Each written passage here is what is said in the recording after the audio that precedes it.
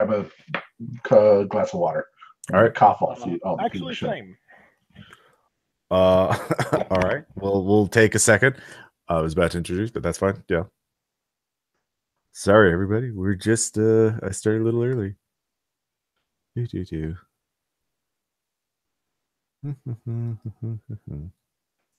I, for one, am excited. Well, I'm glad you are. Yeah, I've been following along the Gate 9 campaign. I think I'm on episode 18 or 19 right now, and I'm yeah, slowly catching up. So this is really fun for me. Yeah. Gate 9 was a fun campaign to run. It got kind of messy towards the end, but whatever. Everyone had fun with it, and I'm actually pretty pleased with the way it ended. So I'm excited for, and we're coming up on it. And let's see. Gate 9's like the first campaign that I've listened to that like I've listened to as it came out and not just like gone back and listened to all of it all at once. Well, that's cool. I like that. Actually, the first one I did that for was, I think, God's Teeth. Yeah, God's Teeth was pretty different from yeah. I kind of like how God's Teeth people are like, oh, you should write this, Caleb. And Caleb's like, well, I kind of have this thing called Red Markets to write, so that will take a while. If Caleb ever finishes Red Markets, well, now he's working on Party Foul, so I know Caleb would like to write God's Teeth as a thing, but it's just hey, his own pace. He's the creator. God's Teeth is like the hook that actually kept me in RPPR. Well, thanks. I'm glad. Yeah, I mean, it was pretty stressful at times, but it was very a rewarding game to play in. I'm back. Yeah. All right. Is everybody ready to go? I'm good. All right. Yep. All right. Hey, this is Ross Payton with Role Playing Public Radio. We're playing Base Raiders: The Return of Cool Rat. This is a Patreon backer game for all you fans of Base Raiders, and now I'm bringing Cool Rat, who first appeared in Monsters and Other Childish Things, Sucrose Park, and then, of course, I wrote him up in Road Trip, but he's coming back because coincidentally I'm using him in the Snippets of Adventure Season 2, which is Monsters and Other Childish Things, available on the Mix 6 Patreon. Anyways, it's been a while since Ragnarok, and all three of you are professional base raiders who have worked together, and you have all been contacted by a woman who calls herself Velma Jade. She says she's, that's her nom de plume. One of her first things, yes, I know who I chose this name because of the characters I like, Velma and Mary Jade from the extended universe. And she has a job for you. She's willing to pay. So all three of you have agreed to meet her in the underground in New York City at the Zombie Dolphin Bar, the meeting place of the undead. So let's first off introduce our player characters. Turtle, who is Eric on the screen, is playing. I am playing Fetch, who is a he is a lizard man functionally created in the zombie factory. Yep. And for the purposes of this adventure, he can speak English. I can't remember if he can really do that canonically, but we'll just say he can speak English. He upgraded. He got a magic potion to let him speak English. It's been a while since Ragnarok. Yeah, it's been a while since Ragnarok. Let's see here. Next up, we have Joe, who is playing. I'm playing Asher Fritz. He was just a normal college student, and then one bad experience with some base raiders, and now he can see multiple versions of himself infinitely throughout different multiverses, and they help him occasionally. And sometimes they try and kill him. Also true. So one question: you said base raiders burst into his what was it? It was an esports event. It was an esports event. So, was it like a tournament, or what was it? Can you explain that a little more? Right. So part of his backstory is that he got a scholarship to go to college by playing esports, and then during an event, some rival base raiders burst through, and that's how he managed to get a hold of the item that gave him his powers. Okay. Accidentally. Well, did he have to Asher ever find out why they were there, what they were doing? They were fighting over that piece of loot. Okay, so there are two groups. They were fighting for it, and then Asher wound up with it because they were too busy fighting each other. Okay, and he went for it. So, then next up we have Scott. I am playing Arcannon. I am a bionic wizard. I got a cannon for one arm and magic in the other, or magic in all of me. I don't know where my magic comes from. Well, yeah, you're human parts, but from the human stuff. Yeah, a human who's self, DIY transhumanism, sort of, made yourself into a cyborg with junkyard parts and used magic to. But the problem with cyborgs is they need a power source, and it's hard to get cold fusion reactors these days. So what about using magic to fuel your to power your cyborg parts? Hey, that turns out it's pretty good. It's a pretty good power source. The equivalent of a level 1 spell, a very small spell, can charge a robot or cyborg arm for weeks. But it kind of it's kind of a distraction that you have to keep constantly casting spells to not die. But whatever, nothing's perfect. Works out. So all three of you have met or meeting Velma Jade at the Zombie Dolphin as she explains her plight. So she's a young woman. She's wearing a leather jacket. She's got combat pants on, boots. She looks a bit nervous. You can tell she has some kind of energy pistol holstered on her side. She says, look, I don't know how much, I don't want to ask your backgrounds, but back in in the 80s and 90s, there was one company that was basically the #1 in children's entertainment, toys, cereal, anything. And it was called Boldnamics. Boldnamics, put out dozens, if not hundreds, of original characters and cartoons and shows and the merchandise to go along with it. But then they kind of disappeared. And but there was a legacy that I've been sort of uncovering. And they have ties to the ideal. They had ties to the ideal before they were shuttered as a company. And I think there was some sort of program or secret plot within them and I'm not sure what, but I found a lead. Boldnamics had a warehouse in the middle of nowhere in Iowa.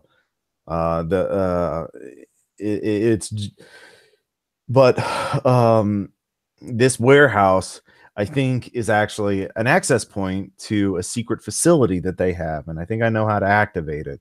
But I'm afraid to go into a place like this by myself, and so I've been asking around. And you three look like you're hungry for work. By the way, Vilma has agreed to pay a price for all of your work.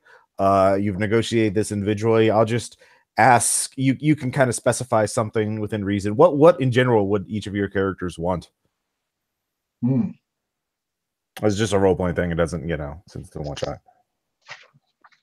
Mine would Fetch would definitely be trying to trade for information on his past.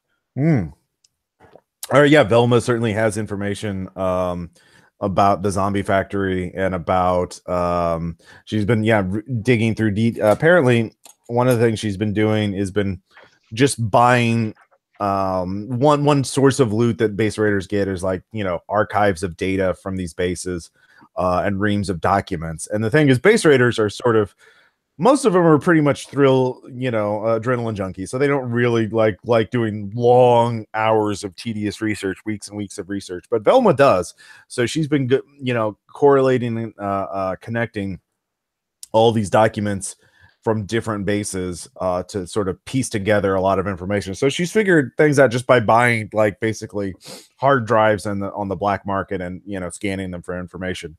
So she does have some valuable information for you. Let's see here. Asher, what is she offering you? I think Asher right now is just on a road to self-improvement. He's got a weapon, but I think right now he's just looking for loot so he can get himself some armor. Okay. So I think cold hard cash is what he's after right now. Yeah. I mean, Velma has sold some of her findings to other people too. She's a competent researcher, so yeah, information about. So yeah, she's offering you a suitcase of cash, plus a share, of course, whatever you find. And then finally, Arcanon. Yeah, I'm thinking if I'm powering my bionic arm cannon with magic, magic being a lot easier to acquire or for me than the other power sources, maybe I can, support a few more. So I'm looking for more bionic upgrades. Okay. She will say she's found the schematics for a new upgrade for your type of cybernetics. You would have to manufacture them, but like these are compatible with a fabricator, so all you have to do is plug the files in, press print. Once you get access to a 3D printer, essentially a fabricator. So yeah, so she's mostly data and cash. All right. Basically, she says you need our first step is to go to this warehouse, and you kind of need to secure it because it's going to take me the process to activate the entrance is very long and tedious. It's going to take me about 12 hours. It's based on knowing a bunch of obscure trivia and sort of reenacting it based on these 80s and 90s kid shows. And I think I have to it was set up as like a production facility or something like that, where they shot some kid shows and you have to sort of recreate the set and say the right words and do the right games in order to activate it. I know how to do it, but it's going to take me about 12 hours to do. So, Fritz's ears perk up when he hears the word games. Yeah. Well, the games have to be played in a very certain way, and it's you three, I'd rather watch my back while I'm doing this because I don't know, because this warehouse has been, no one's touched it in years, but I'm afraid if I could find this information, maybe someone else has, and maybe someone else is just watching it to see who comes along. And it's also, it's in this small town, Aquamarine. I don't know why they call it that, Aquamarine, Iowa. And maybe there's somebody, maybe just the people living in this small town are going to notice a bunch of weird noises and coming from this warehouse that no one's been in for years. And I kind of need you three to sort of make sure I'm not interrupted while I'm doing that. And I found as much as I could about it, but you three might have resources that I don't have access to. So if you want to do your own research, you can. We can just drive there. It'll take us about a day to get there, or 2 days to drive there, unless you have access to a teleporter. In which case we could get there, right now. I'm sort of tapped out. I sort of spend everything for this. I don't have any money to pay for teleportation right now. But I do have a van that's fully gassed up, and I got a gas card. So at this point, you guys, where the base is located, the entrance to the base. Velma needs about 12 hours of uninterrupted access there. She's worried that someone might interrupt her while she's doing it, and that's before you even get inside. And she doesn't know what she's going to find. She just knows everything points to this warehouse, to this entrance, to the secrets of Boldnamics. And she's maybe she's not even telling you everything. You don't know. So we'll just go from right to left. Arcanon, do you want to do anything, or you just want to just jump in the van and head out? I would definitely like to maybe do a little bit of research first, just about the town. I'm a little bit, my curiosity's peaked on the Aquamarine. All right, a name I totally didn't just make up. Okay. Yeah, let's see here. All right, so with your skills, arcana or technology would probably give you some information.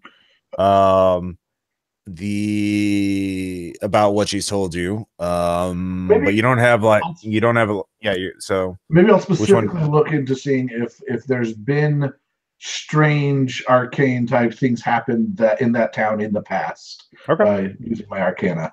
All right. So was that you who just rolled, or are you gonna roll right now? You're rolling right now. So yeah. All right, so you rolled a 1, and you have a 2 in the skill, so it gives you a 3. Right. So that's not too bad. Aquamarine is actually suspiciously like a dead spot in terms of weird things. There aren't even really local ghosts or haunted houses, or which are just everywhere. Everybody has someplace like that. Yeah, so you do know it's not too far from where actually you do find something back in the 70s. Let's see here. Make sure I get this right.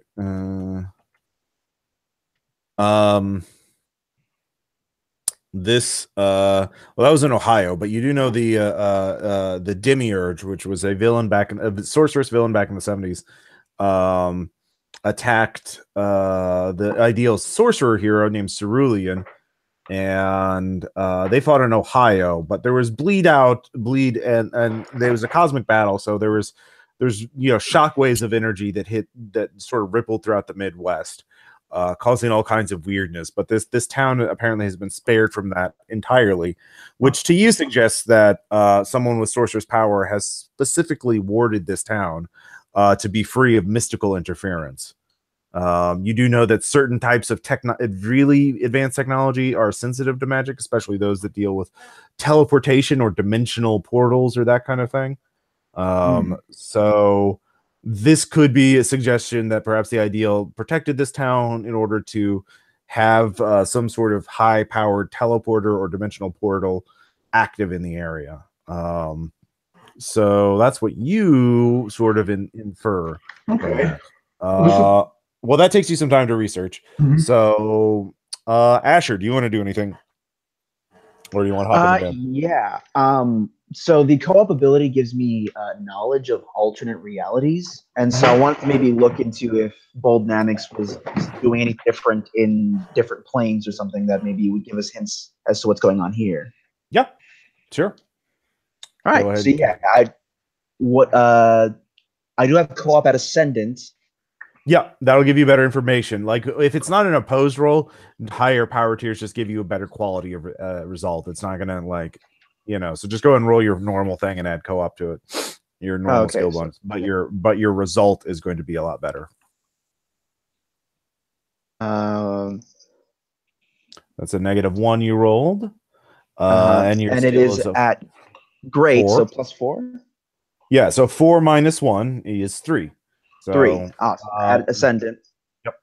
So, do you want a fate point? Actually, I'm going to compel that. You have that. Now, let's get into this a little bit because your ability is pretty fun. Let's see here. Complication major. Hustle selves on hunt. Always watch by unpleasant selves. So yeah, I'm going to compel that. So you can either gain a fate point or you spend a fate point. I will gain a fate point. All right. As you sort of like look into how do you picture this working? Do you just look into a mirror and you see a vision of what happens, or how does it work for you? How do you visualize? The way I thought of it is very similar to how Dark Souls works, where it's just shades of myself just in the space around me. And so I can sort of and it's more pronounced in mirrored objects, but I can sort of look at them and they can give me information, or I can pull them out. Okay. So you summon one of yourselves, and he has a crazed, fearful look in his eyes as he looks. Wait, it hasn't happened yet. I can be safe. It hasn't happened. And then he immediately raises his gun. I can take your place. So go ahead. Do you have a okay. Yeah, so he wants to kill you to take your place. Yeah, of course. I wanted to ask him a question. He wants to kill me. This is how this usually works. Yep. It hasn't happened yet. Liquid Slam hasn't taken over the world. It hasn't happened yet. It hasn't happened yet. So go ahead and roll co-op again. Actually, I'm gonna make a roll. Okay. Let's see. It's gonna use its melee weapon on you. And then actually, yeah, we'll make it an opposed melee weapon check. He actually tries to stab you with his own dimension blade. And you can snap. try and you can parry it. As you try and I will do that. All right, so I got a 1.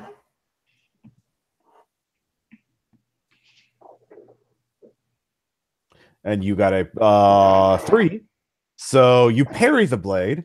Are you going to? He keeps ranting, but you can try. He hasn't even fully finished manifesting, so you can throw him back essentially and end this and not learn anything else other than what I've said, or you can let him pop in and try and talk him into learning more about what's going on. But then he's really going to try and kill you.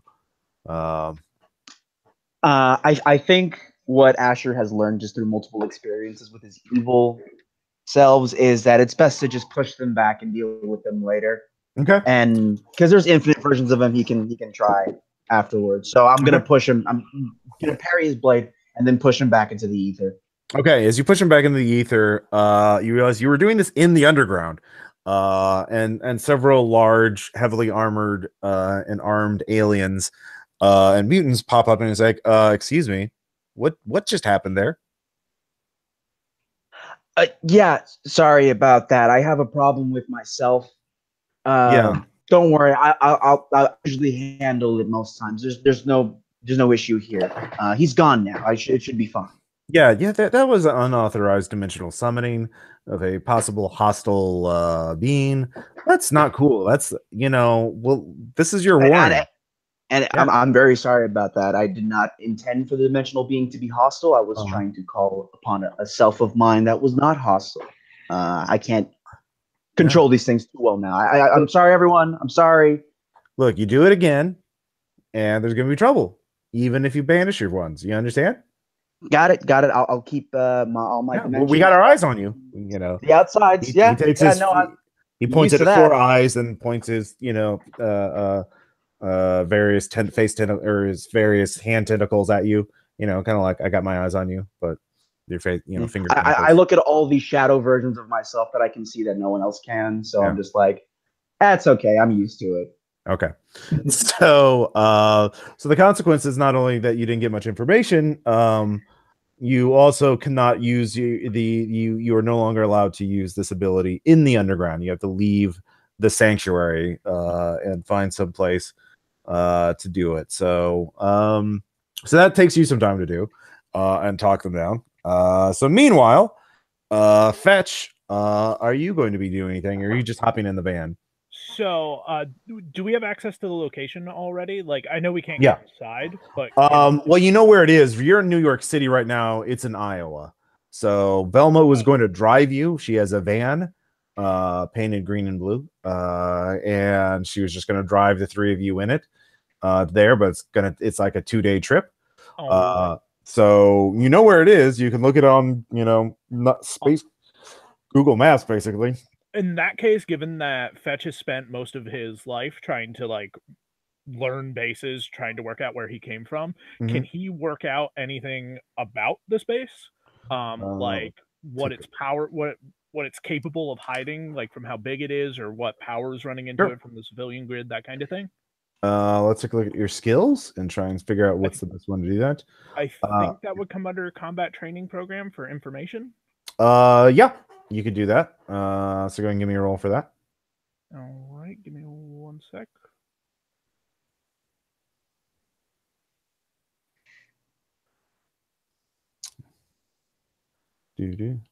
All right, so you got a 2.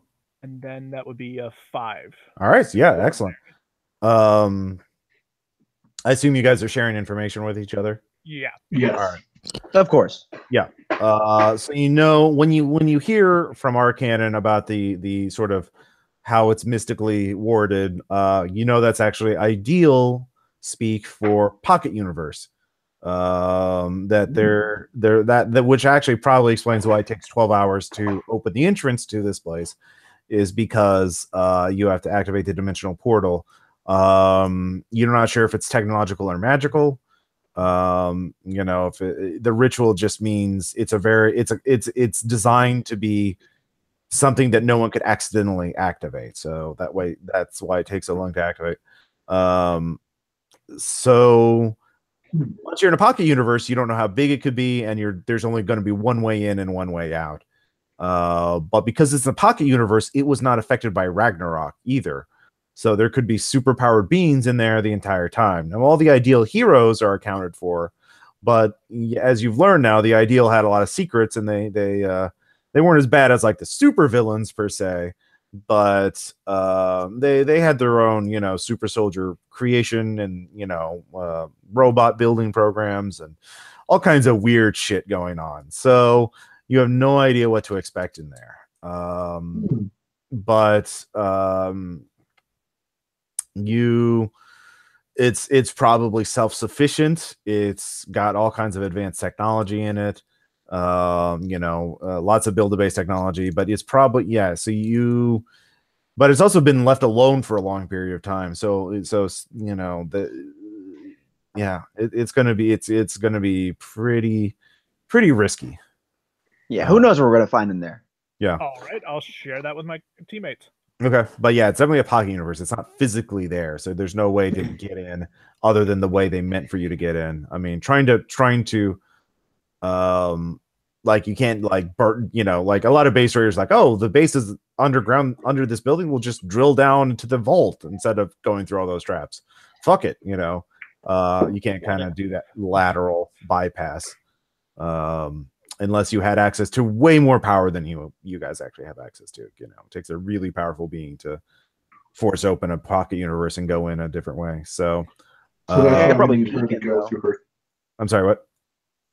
So that's why we need her to go through that process. Yeah, she knows. Yeah, and this is why it's taking so long, because there's no way like a standard vault door would take 12 hours to open. And that's why it's this weird ritual of doing these things. So there's embedded sensors or some sort of magic ward that is watching to see if someone performs the exact right sequence of actions. Anything else? No, I'm good. I'm ready to go. All right. After that failed attempt, nah. Well, you did get some information from that. So something about a slime monster, I think I heard. I will say Liquid Slam has not taken over the world. Liquid Slam. All right, yeah. Liquid Slam. Googling that reveals it was a failed 1990s energy drink aimed at children. I think I might have drank some of this a long time ago. That's concerning. Mm-hmm. Yeah. So, exactly. Anyways, but yeah, that's all right. Yeah, if that's what you want to do, that's what. That's it for me. All right, so all three of you hop in the van, and you head out with Velma. What are you doing on the ride? Are you just sleeping, resting, talking? I'm talking to myself. Yeah. All right. That's other selves. Yeah, Fetch, Arcannon, how he just keeps Asher, first, what is one of these? What's the topic of conversation? Right now, actually, we're talking about I actually bring up the Liquid Slam, and apparently in some alternate realities, it's a really, really popular drink. And they're kind of telling me about all the different flavors they've got, just kind of all that kind of stuff. And I'm just responding with, I don't remember tasting it that good. So they can hear me. Okay. And you can hear them, but no one else can. Okay. Yeah. So Arcannon, how are you reacting to Asher just kind of? Well, we've been adventuring together already for a while, working together for a while. So I'm used to this out of them. So I actually kind of under my breath respond to the side of the conversation I can hear, just as a little game. Okay. All right, Fetch, how about you? Oh, Fetch is on his phone trying to watch the children's programs that this place made, trying to work out how anything has programs specifically aimed at children that don't involve fighting. Okay. There were a lot of socially conscious programs, encouraging environmental stewardship, save the planet, good citizenship, actually a lot on nonviolent problem solving, like talking your things out. You can see probably why a lot of these did not last very long. They were there, you can definitely see the ideals influence on this. They were trying to, make kids be responsible, especially in there's a heavy emphasis on any kid who gets some kind of special power to be very responsible with it and to not use it rashly, and maybe tell trustworthy adults this, or call the ideal. They had a hotline for kids who had special powers. Of course, this was just a promotional thing. Well, I mean, you dig up a little information on the numbers, and people were on various messages. Yeah, I called that number. I told them I could see, I could fly and stuff like that. And they said, "Oh wow, that's cool." And they sent me a little comic book and a little packet of stuff. It was pretty cool. It was I really liked the show. So it seems like that was more of a marketing thing. But yeah, that seems. Very, very. There are significant differences between that and like the average. Oh, here's the Ultra Kill Joe, guys. We're gonna go save the world by blowing stuff up and being rude to teachers. That's really the standard of the day. But yeah, it almost seems like how could they have made money? Like they must have been subsidized somehow by someone promoting a social agenda of some sort. How like these superhero types. Yeah. I'm sorry, what was that? Yeah. So Velma, of course, plays a lot of electronic music and sort of keeps herself listening. Asher has to take over to drive because she doesn't have money for a hotel. So you just not me, but another one of me. Do you want to make that skill roll? No. Yeah. Yeah, you kind of like my alternate selves are being a little feisty today. Maybe I don't want to do that. So Fetch would offer, but pedals aren't well made for claws. Also being seen. Yeah, and our cannon has a cannon for a left hand, so I have a little problem with the blinker. It's more, okay. The biggest problem isn't even that. It's that other drivers seeing a fucking cyborg or mutant in the driver's seat, because it's post Ragnarok. People really like calling the cops because there's a whole federal agency designed to find and arrest base raiders. You guys are all criminals. I'm also the only one of the three of us that looks human. Exactly. Is fair enough. Human. Yeah. So, at least most of you are. There's some versions of yourself that look pretty sketchy. Yeah. So, Mummy you is the weirdest. You're never that into Egyptology. You're not sure how you became a mummy. Yeah, although a surprisingly good DJ. Yeah. So eventually you get into Aquamarine, Iowa, at 3 a.m. The town, the warehouse is on the main street. It's like a 2-story building, warehouse, pretty big, almost like a city, not quite a city block in size, but pretty big. But there's like an antique store next to it. On the other side, there's a general store, and across the street's a furniture store. So and then a small bank. Anytown, USA. Essentially, there's nothing to stir in right now. You kind of had to go off the highway to do this, so you can Velma's. It's dark enough. We can hide we can drive into someone just undo the chain link fence around the back, and I can pull in, and we can hide it with a tarp or something between those pallets. There's a big stack of pallets in the back, so so she kind of directs you hide the van under the tarp, move some pallets to conceal it, And then she quickly picks a lock and lets all three of you in. She obviously has some skills. Maybe she's been on a base raid before. You don't know. And you're led into the warehouse, which is, pitch dark. Of course, Fetch can see quite easily. Velma has a flashlight. Arcana, you can just crank your little glowy bits up to see around you. And Asher, you're kind of, I can't see in the dark. So yeah, well, I can't see. Yeah.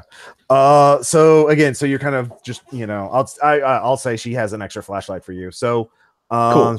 She says, well, I guess we need to put tarps around all the windows so nobody can see inside, or we just wait until it's daylight before we start doing stuff, because I don't want people to see the lights on inside.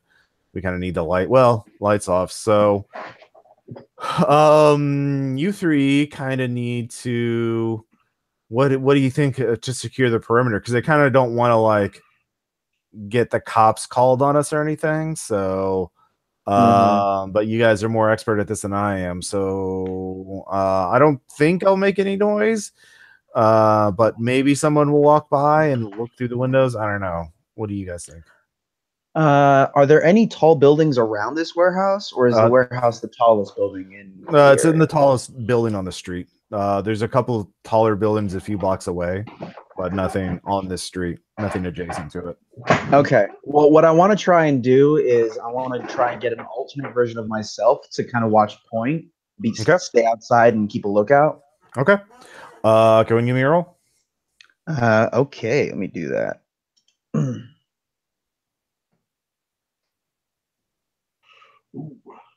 Oh. That's a 1. So that's a 1. It's a positive. So it's I'll say it's going to be a pretty shitty alternate version of yourself. It's going to be, let's see, why is he shitty? I'll say he's he's alcoholic you. Of course. So alcoholic me with a sniper rifle.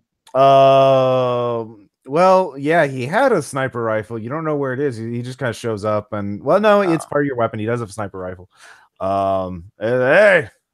Hey, it's me. Yeah, come here. I don't want to kill you. I found in a base. I found this fabricator that fabricates booze. Oh, yeah, really? Yeah, that's great. That's and awesome. I just live in there. After the things I've done, oh man, I just want I want my liver to be hard as a brick and just die of liver cirrhosis, because it's what we deserve. Always cathartic listening to myself talk about this. Yeah. Hey, you see, leaving Las Vegas, that's me. That's you. That's us. That's us. Hey, you want me to do something? All right, sure. Yeah. So, can you do me a favor, and can you get on the roof and just keep a watch out? Make sure no civilian types get too close. If they do, let us know. Let me know. Let this version of me know. On the roof, yeah. Oh god. Can you get on the roof safely? Do you need help? I guess. Do I just go back? Do you have a radio or something? That might have been a really good idea. Do any of us have radios? Anyone? I will say Velma does have 2 walkie-talkies, so she does have them. So you have one walkie-talkie. He has the other. I was like, yeah, maybe I should eat some food and get some water, I guess. Can you get that for me? Yeah, I can send a runner for sure. Just do your job, and I'll let you get back to your booze hole after you're done. Promise. All right. So he staggers up there. Wait, talk to you first, not shoot them. Right. Talk to me first, and then if you're not. Are you cool with shooting civilians or not? I forgot. I'm not cool with shooting civilians unless they shoot first. Oh, you haven't gotten that far yet. Okay. Do you still have hope? Yeah, I haven't gotten that far. What's that like? Can you remind me what it's like to feel hope?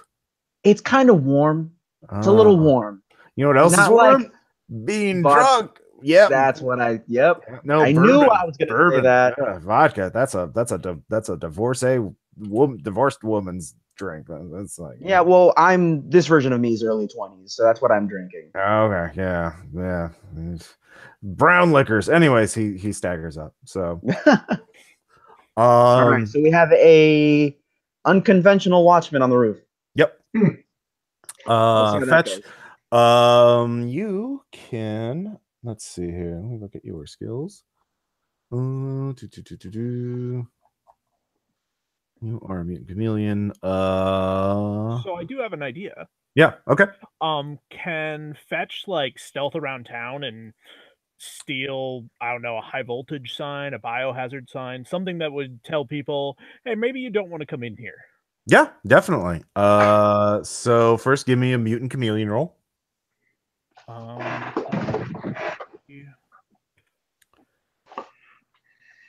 And then so that's a 2 superhuman. All right, 2 superhuman. Yeah, I mean these are normal people. It's a small town. There's no radar. There's no, it's pretty easy to sneak around town. Actually, is it took you an hour. It's just getting to be sunrise. So there's not a lot of movement. I mean, there's some obviously. Now so you can maneuver around town pretty safely. Where are you going to look for? On the street, you're going to go further out. Let's see. What is? If I'm looking for a high voltage sign, I'm probably trying to find the local power plant. There's a transformer station nearby, so if you give me technology check, you can find one and retrieve it pretty easily. Sure. You have it a +1, so. Yep, that was what I was trying to find. Got a 0. All right, you do realize it is buzzing, and you don't have any, insulated gloves on, and you're like, better not. So you can spend a fate point to do it. You can, by the way, you can spend fate points after your roll, or you can look for something else. Or you can go farther to the power plant, which will take some time for you to get to and back. Because you're on foot. If we're not, I mean, you're leaping, but now as it's daylight, you have to be careful about your leaps because even though you're invisible, you do, shake the trees and whatnot. If we're not starting the ritual yet, I'll just head farther out and look for a sign that's a little bit. Oh, she's starting the ritual. Like she's setting stuff up already. At that point, I'll just. Well, it's right. It's 12 hours of work to do, but it's not all noisy. Like a lot of the first few hours are going to be pretty silent. She's just moving stuff. She's dusting off props and making it look like a children's TV show set. Okay, if we've got more time before it gets loud, then I'll go and look for. I'll go to the actual power station and see if I can't find one. Okay, so that's going to take you some time, but we'll come back to you in a second. Arcannon. Yeah, with my self-taught wizardry, can I kind of set up a sort of field around the warehouse that's kind of like the whole Hogwarts effect, where it's like, oh, I don't want to go in this direction. It just like it gets into their brain to not go there. Yeah. Like somebody's going towards the place, and then I left the door unlocked. Or what have you. Yeah, you can do that. We'll say that's convince plus unusual plus psychic, and I think that will be enough for that. So yeah, go ahead and roll. Of course, now you've invested 2 fate points. So as long as that effect's going on, you can't really use those fate points. Okay. So that means that I'll be at 1 fate point until I pull down this effect? Mm-hmm. Okay. And I got a 1. I'm guessing I'm using my wizardry skill. Mm-hmm. So 5. Yeah. Let's see here. Yeah, self-taught wizardry. You succeed quite well. People will avoid it. Of course, so remember that 5 because that'll be opposed by the noise that is made. And eventually the kid, the louder it gets, the more it'll be worn down essentially. As there's 2, you're telling them to look away, but all the noise and whatever else is going on is tell them that no, you need to check this shit out. So anyways, so let's hear. Fetch, you arrive at the power plant, leaping from treetop to treetop, building to building. And people are they're workers. You're just in time for the morning rush. Everybody's pulling in to get to work. So there's a lot of people milling about. So you can stealthily. You'll have to make another skill check to get in the building now if you want to hurry, or you can wait until everybody's gone in and sneak in without having to make a skill check. Now I'll make a skill check. All right. Looks like it's +3 superhuman. All right. Let's see here. They're gonna roll. I'm gonna say they're extraordinary tier, but yeah, I rolled even worse than you did. So I'm treating their collective alertness as extraordinary because there's a lot of people and it's daylight. So it would be harder for you, but you were still chameleon, and they rolled shitty. I mean, if they rolled a +4, they would have beaten you, or +3. But other than that, yeah, you won. So you managed to get in. You find the high voltage signs. Anything else you want to grab or do while you're here? Only if there are other signs that say like hot work or something like that, and then book it back. Yeah, you grab a bunch of signs like that, and you book it back. At this point, drunk Asher is like, hey, I see a guy, looks like a jerk. He's walking down the street. Should I take a shot? What do you mean jerk? What does that mean? A Look jerk? at his face. I hate that face. He's smug as. Okay, I'm gonna walk towards a window and just peek out and see if I can see who he's looking at. Yeah, it's just a guy. It's like looks kind of like an old farmer type, kind of curmudgeonly. He's talking. Leave him alone. Let him walk by. If he tries to get inside, then let me know again. Do you want a fate point? I'm gonna say no this time. I've already got 3. I don't need 4 yet. All right. So still too early. All right. So some time passes. You can all give me alertness or awareness checks. I forgot what I call it in the game. Is it alertness or awareness? Every game has alertness. I think it's alertness. Yeah. If you don't have it at on your thing, then it's at +0. But it's a free skill check, so you can go and roll at 0. I'm at 0. I'm at 0. Okay. I have it at +3 and extraordinary tiers, so that should be what? Well, you don't use the extraordinary tier for unopposed skill checks. This is just general awareness. You're not trying to detect a sneaky person. Okay, well in that case it's a +2. Yeah, +2. Okay, total +2. But extraordinary tier, you realize there is a building across the street that is a storefront that has been rented out, but it says like coming soon. Video rentals, and that's a little weird. But 2, you notice the curtains are drawn, but they're just peeking back a bit, and that's when you realize there's a camera lens pointed straight at your warehouse. And it's been like that the entire time. So there is somebody staking out the place and monitoring it. Okay. So it's about 9 a.m. at this point. You Fetch, by the way, you have the signs. You just want to sort of sneak out and set them up nearby? Yeah. Okay. Basically just set them up in the best way. Okay. Way I've seen other bases do it. All right. So I'm gonna walk up to Velma and let her know about the camera outside. I'm like, hey, are you aware that the building across the street, there's a camera pointed at this building? No. That sounds bad. Gotta go look into that. Someone else might have found out about it and was just waiting for, set this up as a trap, as a lure for base raiders. So you guys need to check that out. This is what I was talking. This is why I hired you. Yes, exactly. Perfect. We're doing our job. Excellent. Arcannon, do you want to come with me? Take the camera out right now. Okay, Arcannon, let's go. Okay. I'm gonna see. Can I summon another one of myself? Is there like a limit on how many of me I can bring out at once? Let me look at it. I will say you roll the +1 this time. You have to roll better than a +1. And if you fail to, I will activate your. It will be a hostile one. So you have to roll better. You have to roll at least a +2. All right, let me do that. Okay.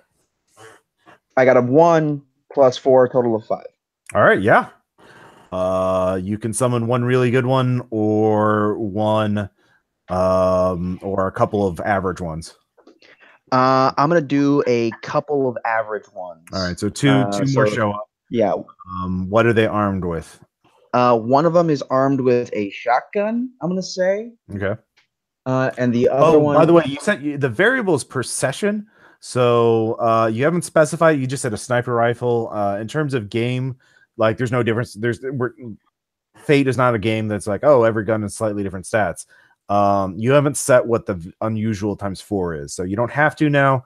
But mechanically, the sniper rifle and the shotgun are the same until you specify what kind of unusual things they have. So, like one could be like stealth, in which case they all have silent shotguns or whatever. But it's per game, not per scene for your variables. So, like, do you want to set that now or you want to wait? I'm going to set it now, and I'm going to say that all these guns are in fact silenced. Okay. Also, your budget is times 4. I'll say that is unusual. That's 1 point. So you have 3 left. So they all have silencers. Silencers, cool. Yeah. Can we throw on a tranquilizer? Tranquilizer rounds, so they're non-lethal? Or rubber rounds? Yeah, they can be non-lethal. I will say that's another unusual, so that's 1 other point. And you can alternate between lethal and non-lethal. So that's 2 of your points. And you can save the other 2 for later if you want to. I will. All right, so you have total of 3. The drunk one upstairs, up on the roof, and then the 2 downstairs who are just average. But they're loyal. I mean, they're not going to try and kill you. Yeah, exactly. Which is all I need. Mm-hmm. So the 3 of us and our cannon are going to head across the street. Okay. How is our cannon? It's daylight now. How's our cannon? Yeah. How is our cannon going to get across the street? Well, I wear a pretty heavy coat.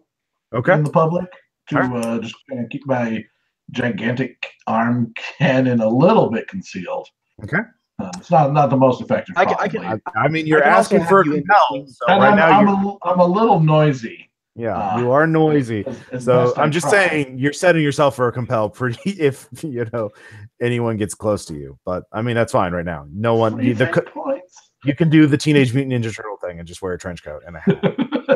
I can also surround him with myself. Try to keep him in the middle. Okay. All right. So they head out. Fetch. What were you saying? Do I notice both my teammates leaving? Yeah. Okay. Oh, we let you know about the camera across. Oh, okay. We're gonna go deal with that thing. I'll stay here to guard this base. Do you guys still have the walkie-talkie, or like, is there a way for you guys to contact me if things get hot?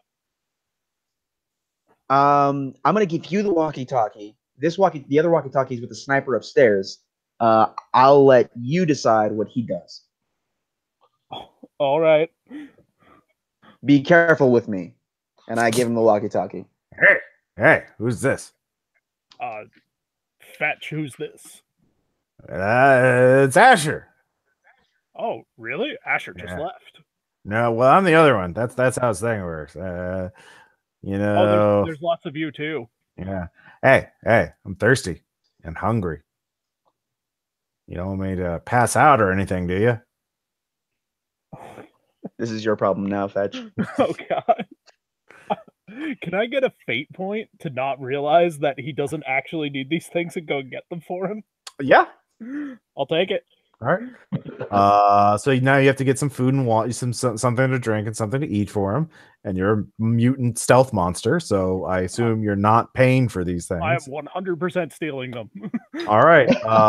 There is a Greasy Spoon Diner down the street, and then there is a general store next door, actually. Both of those have food. Which one are you going to? I'll go for the general store. I feel like it'll be easier to grab something. Okay. So you look for a way in. I assume you're looking for a way in the back or through the roof. Yeah, the back. All right.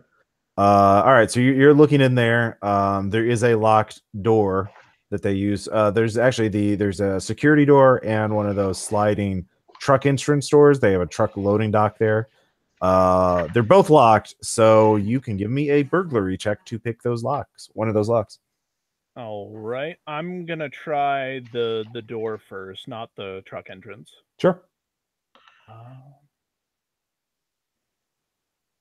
That's a 0. A 0. Well, you cannot pick that lock. Can I try the other one? You can. All right. All right, that's a +2. All right, you managed to get that open. So we'll come back to you in a second. As the three Ashers and the Arcanon head across the street. Clank, clank, clank. Yep. Well, flanked by them, people kind of keep to themselves here. It's a small town, and nobody's really paying attention to you. So it's a video store that it says. Let's see here. It is. Oh god, where's the name of the character in that? Sorry, I'm looking at the name of a character because this is a really. Morris Video Rentals, coming soon, and that's what it says in sort of a computer printout, taped to the front window. It's a storefront, so it's just glass, but the curtains have been set up and drawn across everything, so you can only see the camera lens, and it's black curtains with a black camera lens, so like it was clearly meant to be sort of concealed. It's hard to notice unless you're really looking at it. Luckily, I'm paranoid, so yeah, lucky you're paranoid. So the front doors, if you try the front door, it is locked. You can walk around back, or what are you trying to do? I want to walk around back to find a back door. Yeah. Are there? So I mean, I can see into alternate realities. Is there an alternate reality where can I ask an alternate version of myself what might be the best way to get in? Let's see here. You just like point in a direction. Yeah, knowledge of alternate realities. Okay. Yeah, go ahead and give me a roll. All right, that's going to be my co-op power for the fudge. -1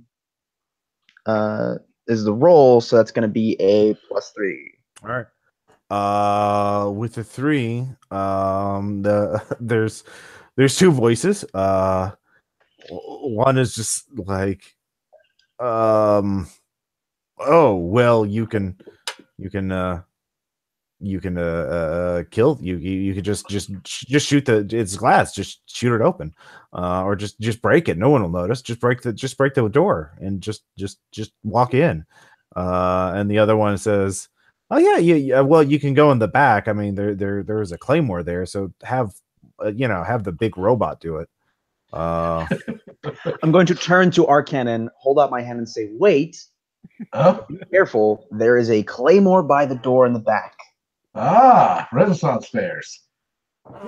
Yes, and he has no idea how I know that. Yeah. All right. I think myself, just nod to the air, and then I follow Arcanon toward the back, being careful, being wary of the traps that I know is there now. Okay. I'm sure I can dismantle it. I'm really good with technology. Like okay. Really good. I'm gonna have my two copies stand in front of me. Okay. It's just side by side, just as a meat wall. Mm-hmm. All right, so you do that. They're kind of like, because I'll say they can hear you do that. So like, but like, all right. There's infinite versions of us. Yeah, it's fine. One of them tries. You're gonna be doing this sometime sooner or later. All of us do that. You're not gonna go on the shots forever. So I'm gonna turn my head and just like look, just in the non-existent camera, and just be like, well, that changes things. I'm just gonna be in my own thoughts for a second. All right. Yeah, I'll give you a fate point if you want to make a resolve test about that. I will. All right. This will be extraordinary +2. I mean, just a month, 4. All right. So that's a total of 6 composure points that you lose minus your resolve roll. Let me make that roll. There we go. Come on. Oh, I messed up. Yeah, you put a space. Yep. Curse you spaces. Oh, excellent. I got a 4. Holy shit. So 6 minus, and you have a resolve of 1, I think, right? Yeah. So there's 5. So you take 1 composure. Yay, only one composure. Yeah, only one. That didn't mess me up quite. It's all the hope that I have in me, really. Yeah. No, I'm the one. I am the one. The one for real. Yeah. Yeah, you realize you've never thought about how they got in this situation where they're at your beck and call, but not you've never had to do anything for any of your other selves. You've never been like, how does that work? Why are you so special? Like, I must be special. I must be the anomaly. That makes me the best. Yep, you're the alpha. That's it. So Arcana, go and give me a technology check. Yeah, absolutely. I know what to do, fiddle with some things, make sure the door doesn't blow off my face. I got 2 + 2, 4. All right. Yeah, you actually open the door.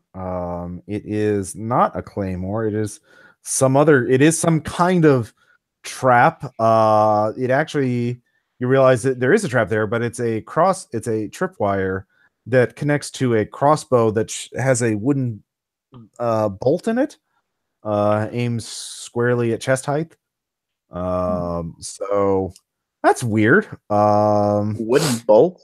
Yeah, like at chest height for like a vampire? Yep, for vampires. So you look. I guess the alternate version of this is a claymore. Then. Yeah. So there was a trap, but like knowledge of alternate realities, not your reality. So there will be differences. Exactly. Yeah. Exactly. Still something you could get at a Renaissance fair. Yep. So the door is open. You hear someone, also come. Basically, you're behind the street now. There's a little sort of paved path for cars to pull up in the back of buildings so they can unload stuff into the stores and junk like that. And you see a pickup truck pull around and it's coming down your way. So the four of you are looking very odd. So you either need to close the door and walk away, or you need to go in, like right now. I'm going in. All right. We're all stepping the tripwire. Yeah, you're all stepping in. Arcana, as soon as you do that, you can see a video camera. There's actually a surveillance suite set up. There's no one there, but there's also a video camera set up in there that is watching you. And just with your technology skills, you realize that it's obviously remote. There's some sort of wireless transmitter. You can give me another technology check to try and figure out how far away the person is. Well, that there's not a wireless transmitter I'm familiar with. I done got myself a 2. Maybe I'm familiar. Well, not mega familiar, but you have generally approximate somebody within a 1 to 3 mile radius, someone in town. We're being watched by somebody in town. So you also realize there's a radio here, with that encrypted radio that has preset to certain channels. And you can try and talk to this person if you want. If you want to try and just like, hey, or you can try and pull apart this surveillance equipment and learn more. Is there a chair in the room? There is. I'll drag the chair over in front of the camera, sit on it backwards, where like when you're going to get to talk. And all right, who are you? What's up? I'm going to have the three of me stand behind him menacingly. All right. So you're using the radio to talk to him. Yeah. In front of the camera, so I can. Okay. I'm having one of me watch the door that the truck to the back with the gun. Just yeah. So you do that. I assume you close the door so the pickup truck that drives by doesn't see what's going on. Yeah, exactly. Yeah. So the voice. So before we go to the conversation, let's go back to Fetch. Fetch. You slide open the door halfway, so you can crawl. Well, a quarter of the way, so you can crawl in. It makes some noise, and this is an active general store with. You can see that there's 2 employees, a teenage stock boy, and like a clerk up front running the cash register, middle-aged woman. And they heard the noise. It's impossible not to. It's one of those sliding things that stores use to fully close off, goes from the bottom to the top. You know what I mean, right? Mm-hmm. So the stock boy sort of heads back, like, hello. Do I have enough time to shut it and hide? Yeah, of course. I'll shut it and hide, and then wait for him to. All right, give me a stealth check. I definitely just tried to look for physical dice. Yeah. So that's 6 superhuman. Yeah, he doesn't see you. He's just like, the hell? He opens it all the way and looks outside. It's like, and then he just kind of starts. I was like, I don't see anything, Mom. Well, I heard it open. He's like, yeah, I mean, it's closed now. And there's nobody out there. I don't know. And so they're just kind of bantering back and forth. So you can grab some stuff. But he's kind of there, blocking your way out. So if they're both back here, then I can leave through the front door. No, one's up front and one's in the back. It's just a small store, so they can sort of yell at each other. Oh, okay. I'm just gonna go around and grab, I don't know, like Pringles and stuff, okay. And then stealthing around him, and then wait for him to like move back, and then try and leave through the locked door from before, because I'm assuming it's not locked from the inside. Okay. Yeah, it takes you some time. As you do that, you have no choice but to eavesdrop on them.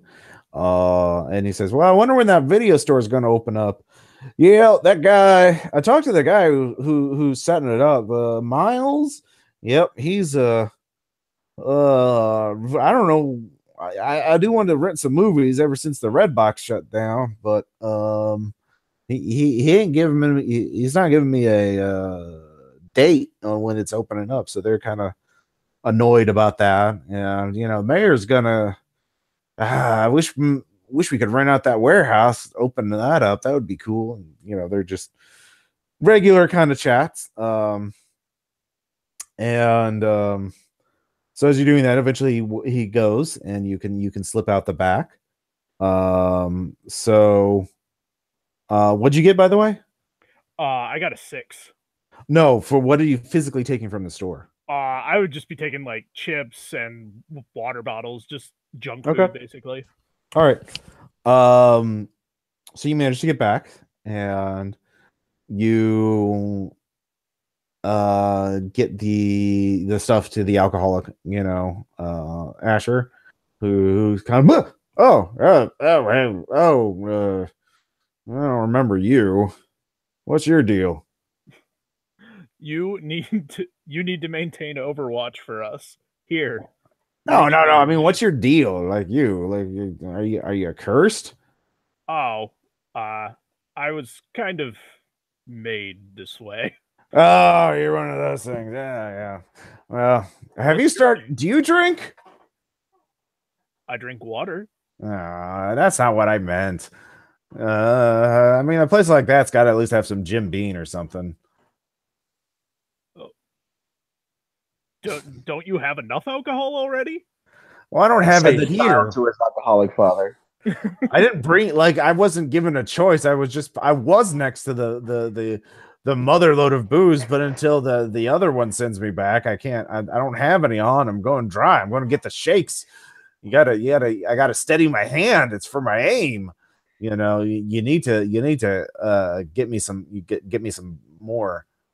Some Jim Beam. I mean, I'd even take some beer, some Pabst, some Blue Ribbon, and just Can I compel? Am I doomed to be alone to drink with this guy? If you want those fate points, yeah, I will take it. All right. So we don't have to roleplay the same thing. You left the side door unlocked, and that opens and closes silently. So what are you getting for him in terms of alcohol? Jim Beam, any of the names that he mentioned. I don't imagine. Okay. Yeah. I don't imagine he knows the differences between most of them. All right. So you get him some Jim Beam. And give me a endurance test, I think. All right. Give me 1 sec. See how well this fetch can hold his booze. I have to see what endurance is actually under. It's at +2. Gotcha. +2. All right. Yeah. I mean, you're sipping. You're not taking big swigs like he is.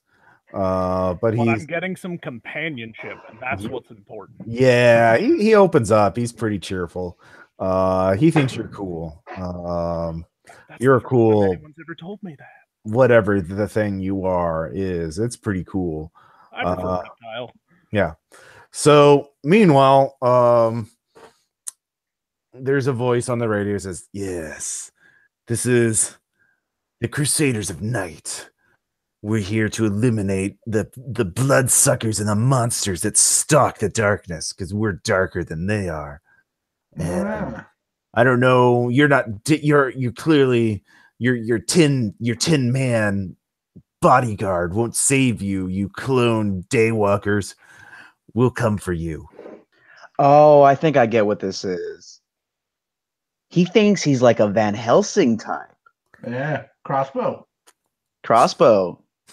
Medieval. I dig. I'm gonna walk over to the camera that's pointing across the street and unplug it. Mm-hmm. Okay. With that one at least. Okay. Oh, do you think we already know you're here? It's too late, and we will enact our plan to stop you once and for all. Well, thank you for letting us know you're going to attack us. Now we'll defend. We are ready for that. Oh, you'll be ready unless you can tell me. If you're so cowardly you want to survive, if you can trade me information, I might be persuaded to let you live. Oh, what kind of information are you after? Where's the Sanguine Legion's elite training base? You're with the clan Ordos, right? Detroit. Where in Detroit? Detroit is a large city. I'm gonna do my alternate versions know anything about this? Nope. Okay, that's what I figured. Well, you already know. Even if they did, they may not know your version of this. That's a very good point. Yeah. Our canon has Arcana, which is definitely the know what the fuck vampires are. Yeah, I'll see what I know. Yeah. I have regular academics. Yeah, you can roll that too. I got one for Arcana. Let me roll that then. All right. Those are definitely words you've heard before. Sanguine Legion, huh? Yeah, you do know that vampires are divided into different they're very factional. And there's clans, there's legions, there's tribes, there's a lot of things. The Sanguine Legion's pretty militant and pretty anti-human. There's a lot of them in the underground actually.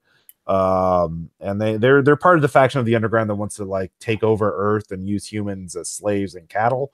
Because the only thing about the underground is they're all like people who are oppressed by mainstream human society. So it's hard to keep the peace there. But I got a +3 mundane academics. Okay. With that, you can recall of places in Detroit if you want to send them to like an abandoned factory. Okay, yeah. I will say, oh, yeah, I know that. It's on this street. It's at this address. You have to knock 4.5 times. Yeah, there's places that produce Fordite, which is a actual material that is made from automobile paint that has been painted over and over and over again. So yeah, you can tell them that these factories that people gather Fordite from are actually vampire layers. But to do that, you have to persuade him and you have to be convincing. So do you have presence? Presence, yeah. Unless Arcana has something better. You're not the social people. Peter Silvertail could definitely spin this live, but you didn't choose. No one chose Peter Silvertail. So anyways, go ahead and give me a presence of +1. This will be an opposed skill of his whatever that skill is called. That lets him detect. He has that at +2. Oh, I got a +2. Well, let's see how he does. It's tied. Ties go to the defender. He's not going to believe you unless you want to spend a fate point.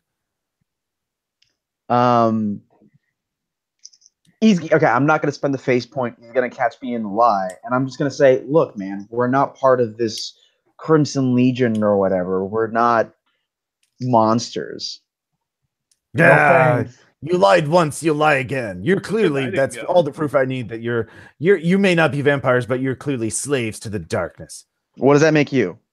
I hunt the darkness. But you said you're darker. You don't think we hunt the darkness? I'm darker than the darkness, yeah. But you're slaves to just the darkness of the darkness are the vampires. You're slaves to vampires. You're mind feel controlled like- by vampires. Does that make I feel you a like darker slave? than dark. No, I'm pretty dark. I fight the vampires so they can't prey on the innocent people. Look, okay, all right, that's it. I'm calling in a secret weapon. Ooh, the secret weapon. All right, He bought it at Hot Topic. and then he hangs up. I feel All like right. antagonizing him was a great idea. I say Yeah, that. I think so.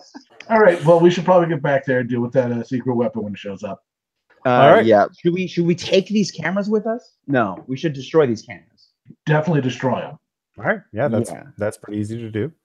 Yeah. Okay. So yeah, smash.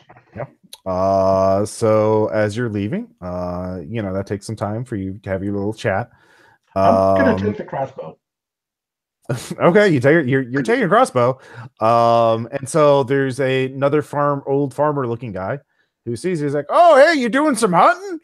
Yeah, where's the best rabbits? All right, this is a compel. Oh, gee. Because you're, a big clanky cyborg in a trench coat and hat. And so you spend a fate point or you get a fate point. I'll get a fate point. All right, you get a fate point. He's like, "What? What? Oh my God! What's wrong with you? What are you? Oh no, you're not. Oh no, we're being invaded by robots." Sir, he pulls out he his Nokia old brick phone and starts trying to dial 911 with it. Calm down, sir. Calm down. I am as friendly as they go. Yeah. All right. Roll presence of +0. For the both of us. Arcannon, he was the one talking. Oh, okay. 0. All right.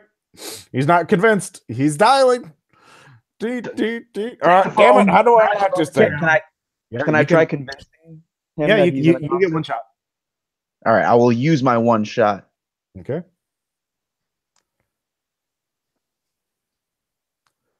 With a +1. Yep. All right. So with that, he's like, "Why? What do you mean?" He's got he has his finger on dial. So he could just push a button. He'll start dialing 911. But he hasn't dialed yet. So he wants a reason why he's in a costume. Well, no, yeah. Well, I mean, he wants a reason. He thinks you're set to invade the town, and he's watched the news. And clearly, anyone who's not human is a monster that's out to destroy everything that is good in America. It's for the video store. It's for the video store, exactly. They're promotional costumes for their upcoming grand opening. I'm from Power Man 7. Yeah, and we're the triplets from the trio. The movie. Yeah. Oh. With Seagal. So where are you going then? Oh, well, we were early to our gig. I thought it was today. It's actually not for another month. Calendar. Oh, where are you staying at? Out of town. We just got into out of town. Oh, well, I mean, that's you're actors then? Yeah. Yep. Oh, well, I mean, we haven't had actors in town in a while. Do you want to have dinner with my family? Oh wait, I should call that nice Miles person. Does he know you're in town? He's the one who's starting up that video store. Let me call him. Oh yeah, we talked to him this morning. He's the one that told us that we were late, so we're just gonna, probably hang around the town for a little bit and then come back when we're. Oh, you're hanging in town. Well, I'm about to head to breakfast here. Why don't you join me? Tell me all about your love. I'd love to hear about your trade.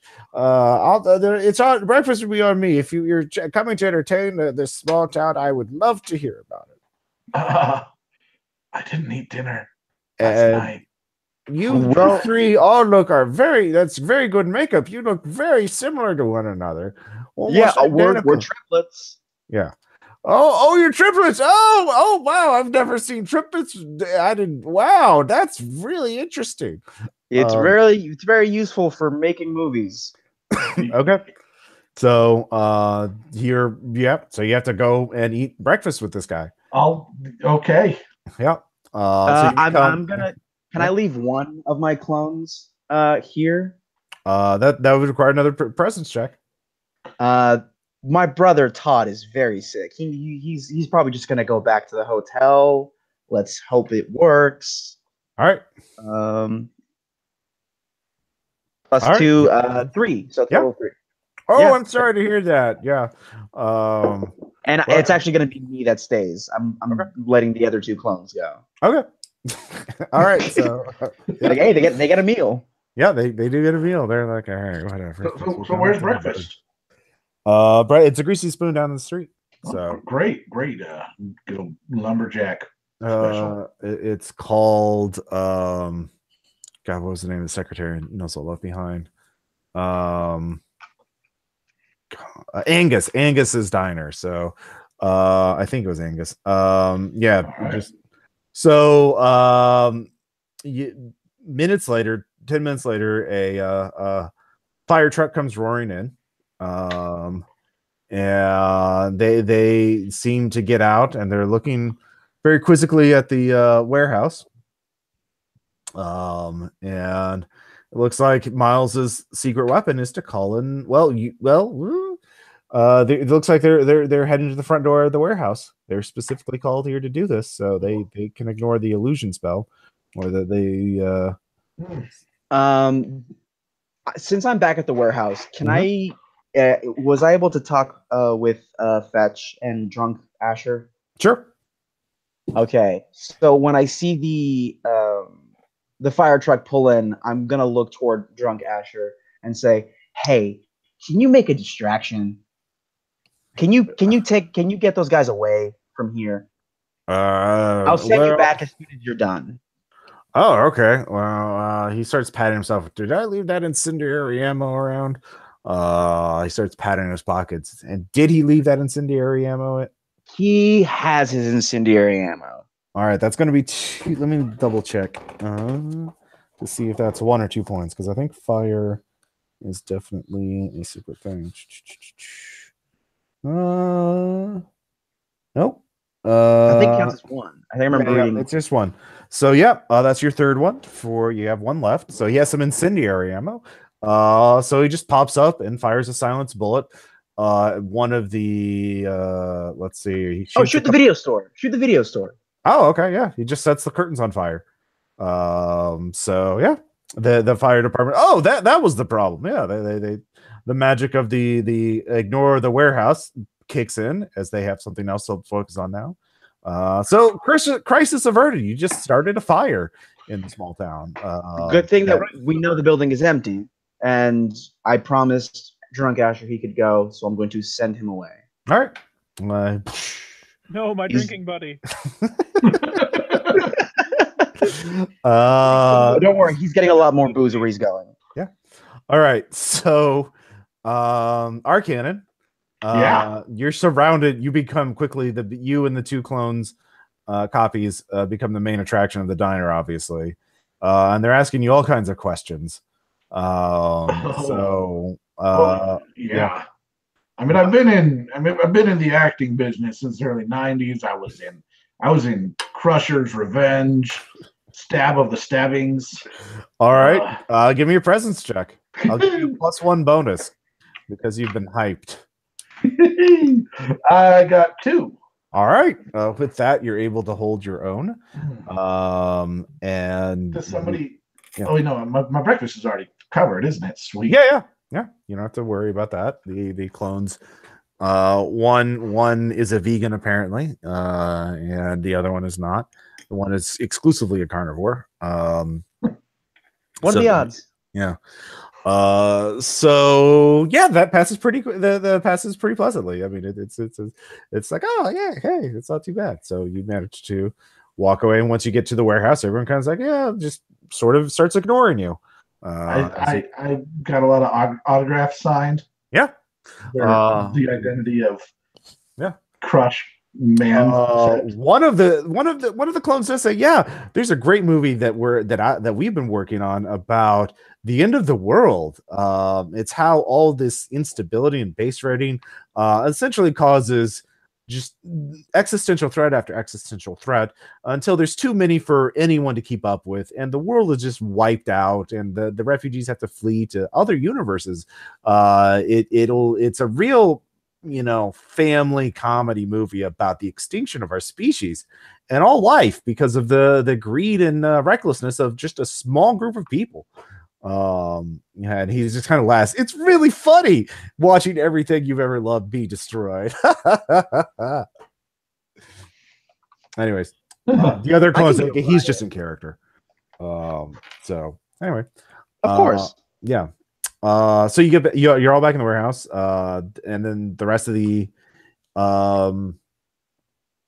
day passes smoothly. Velma has basically reenacting several children's TV shows, all the parts. Producer, she's reciting, we're here at quadruple double dog dare, and on and on and on and on. It seems quite a name, but she's just got an amazing memory, and she's obviously practiced this quite a bit in order to get it right.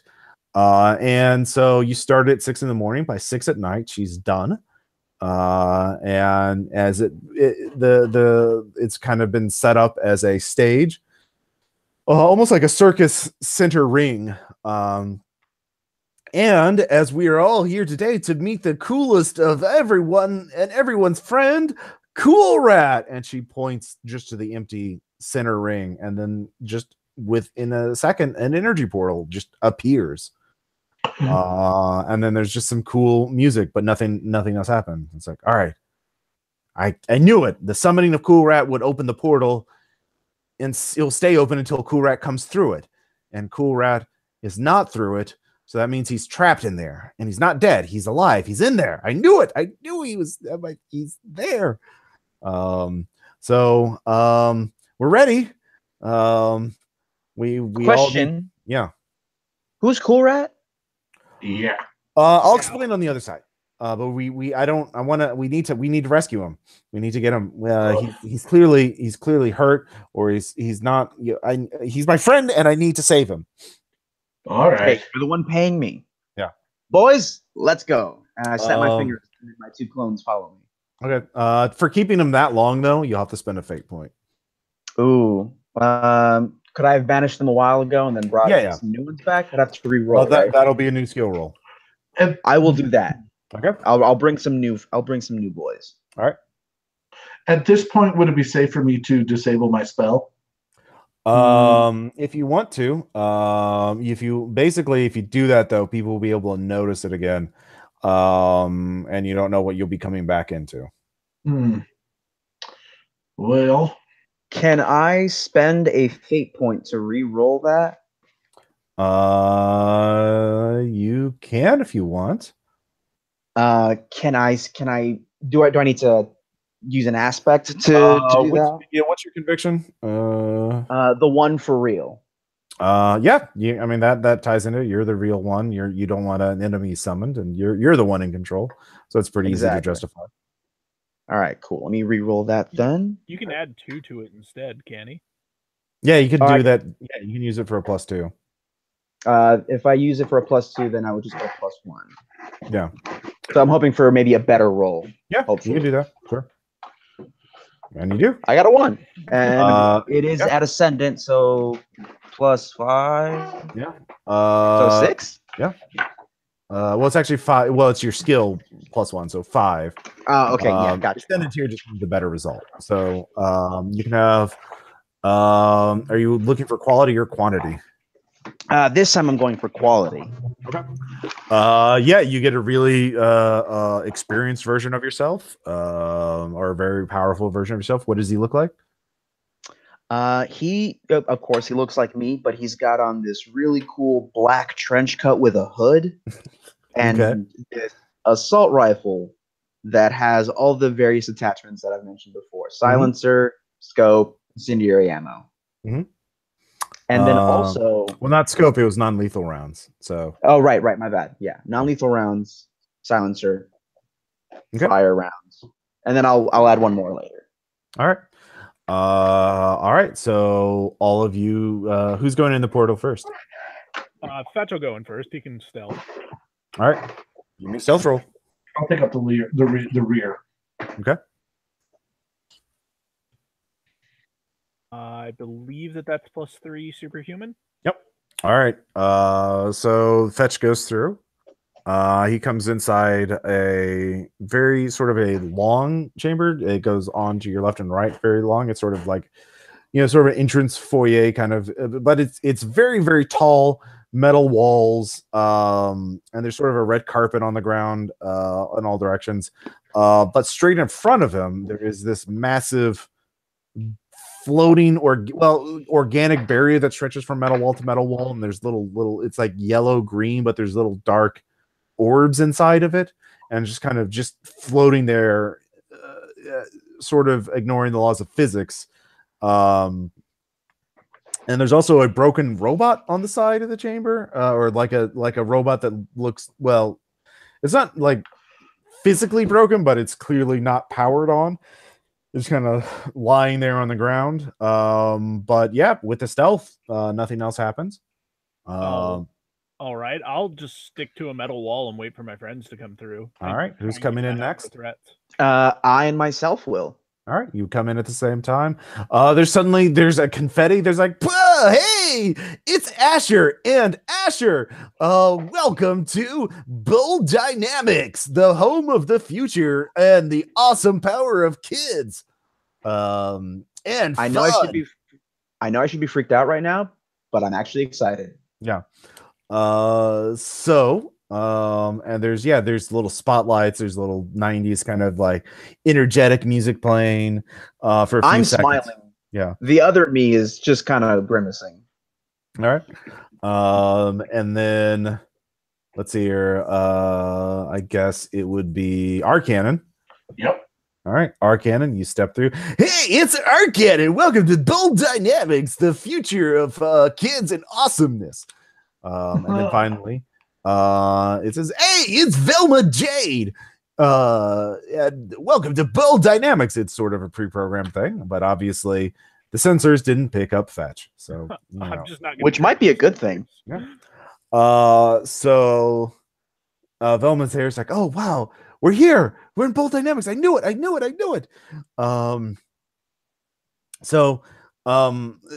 Boldnamics was a front for the ideal, but their whole purpose wasn't to make money. It was to look for kids with high psychic energy potential.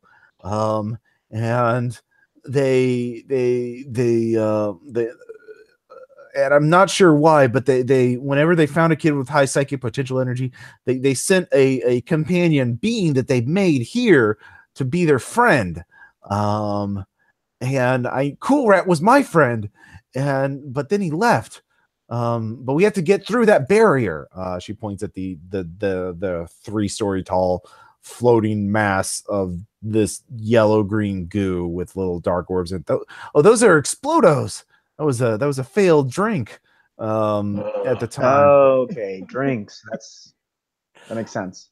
So, but it's GUI format. Like I guess it's some sort of barrier. And look, that's BMX spot. She points at the powered down robot over there. And what I don't know what's going on, but we need to get through that barrier. I don't know. Hey, Ross. Yeah. Can I get a fate point if we suddenly hear another Asher has entered Boldnamics? An invader. Yeah. Sure. You get a fate point. As you hear a voice coming from, you actually see a figure, because the yellow green goo is the Explodos is somewhat translucent, so you can kind of see a silhouette just waving at you, just saying, "Hey," and then he sort of goes off to the side, and you can see he's messing with the control panel. So what are you gonna do? Asher, what are you gonna do? First, I'm going to tell everyone, Yeah, guys, there's an evil me. Yeah. I guess, what do we know about Explodos? You don't know. Like, no one's tried to mess with them yet. So what is your immediate reaction? Because this is kind of important. Okay, so my first reaction initially is maybe we should burn it, but then again, it is called Explodos, so let's not. Maybe water? What about it? Like, what are you gonna do? I don't know. All right. Okay. Okay. I got it. I'm gonna use my dimensional blade, and I'm going to try and cut through it. Okay. Go ahead and roll melee weapons. I will roll melee weapons.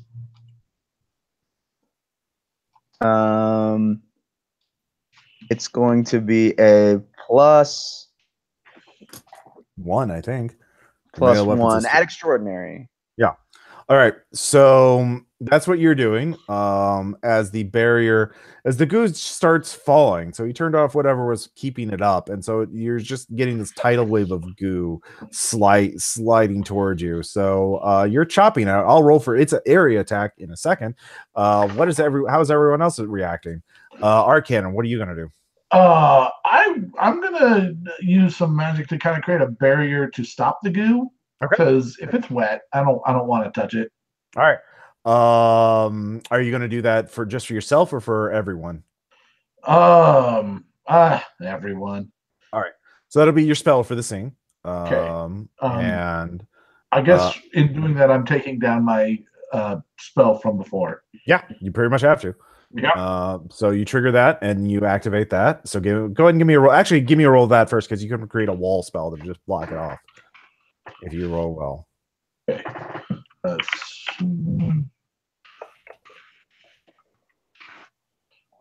1 plus my wizardry, 5. Wow. And I rolled a -3 against it with a +3. So a 0 versus a 5. Yeah, you block it off. You create a wall of force spell essentially that blocks it off. Bits of it fly out. Well, actually, a small bit of it flies off and smacks Velma on the hand, and she reacts. Oh, it's acidic. Ow, ow, ow, ow, ow, ow, ow, ow. So, sorry. Well, it's fine. It's fine. It's a superficial burn. But yeah, that would have been really bad if it washed over us. Yep. So okay. New plan. Can you maybe you sort of guide that to the side and sort of like make a channel for it? And can I like tilt and shape my wall of force? Yeah, I'll let you do that. Okay. I mean, this is your spell, so this is your one solve a problem for the scene. All right. I will just kind of funnel it off into the least problematic location. All right. You push it off to the side chamber, and you keep it active. So the thing is, it's a flat area, so you can't really just. You have to keep your spell open, or before you get away. So. Okay. Question: would my sword have an aspect of acid coated now, since I tried cutting into it? Let's see. Do you want that to be a beneficial thing, or do you want it to damage your blade? I want it to be a beneficial thing. Well, that would be a fate point, and then you can gain that aspect. I will spend a fate point. All right. So yeah, it's covered in acidic goo. Cool. That's sort of clinging there, and it just kind of lingers there. It's kind of like napalm, but acidy. So it's just yeah. So yeah, you'll do an additional 2 point. You get weapon 2, an additional weapon 2 on it. So yeah, it'll really hurt anybody it hits if they're weak to acid. Of course, your other Asher has already disappeared. You don't know where he went, but you've gotten past the first thing. So you have the broken robot on the side that you haven't really had time to mess with. But then the chamber opens up into the main base, and you can see this is a ideal base. Fetch, you recognize this kind of style of architecture. This is an ideal science testing base and fabrication base. So they were building something here and testing it. There are numerous chambers. It seems to be divided into 2 major areas. One you can see with there's piping and venting and shit like that. That's obviously meant for sort of organic creation, fabrication, experimentation. The other one is meant for more robotic. And then there's a command center. So you with your knowledge of these bases, you know the general layout of the main areas. There's also secondary areas too. There would obviously be a data archive, computing server room essentially. There would be maintenance rooms, crew rooms for there would be a permanent staff here, and places like that. So you can kind of navigate the base without worry. All right, I'm gonna share that information. Guys, this was a science and manufacturing base. Looks like people lived here. Looks like they were doing organic experiments and technological experiments. And it looks like the control room is probably this way. You also see that there's a lot of as you peer down the corridors, there's a lot of essentially spray like kid-friendly logos and stuff from various kid shows from the 90s, from that Boldnamics. They're logos of Cool Rack, logos of Liquid Slam, of Big Game Pizza Pigskins, Power Thirst, things of that nature. So it's obviously they're branding it like it's a science base, but they're branding for the kids. It's also, this is run down. This base has seen better days. In fact, you see signs of conflict in here. There's acid fire burns, plasma energy bolt shots, bullet holes. There's also broken robot parts down the corridors. This is just, yeah. So this place, something's been going down here. But anyway, so we'll just go. So Arcannon, what do you want to do? Velma's looking at the robot right now, so she's trying. Yeah, Velma, what can you tell me about BMX Bot? Well, BMX Bot was one of these. It was part of there was a show of like doing skateboard and BMX tricks for kids. It was a live action show, not a cartoon, and BMX Box was like the host of it, and it would do these expert tricks and try and teach kids how to do them. It was pretty popular, actually. It lasted for a couple of seasons. If I can bring this online, is it likely to be friendly, or is BMX Bot not likely to be friendly? Well, that's just it. Like, this BMX box I'm looking at, it's already modified from the standard. From what I remember, she pulls up her phone, she shows you a photo of it from the set of it, and it looks much simpler. Like, this one is more heavily armor plated.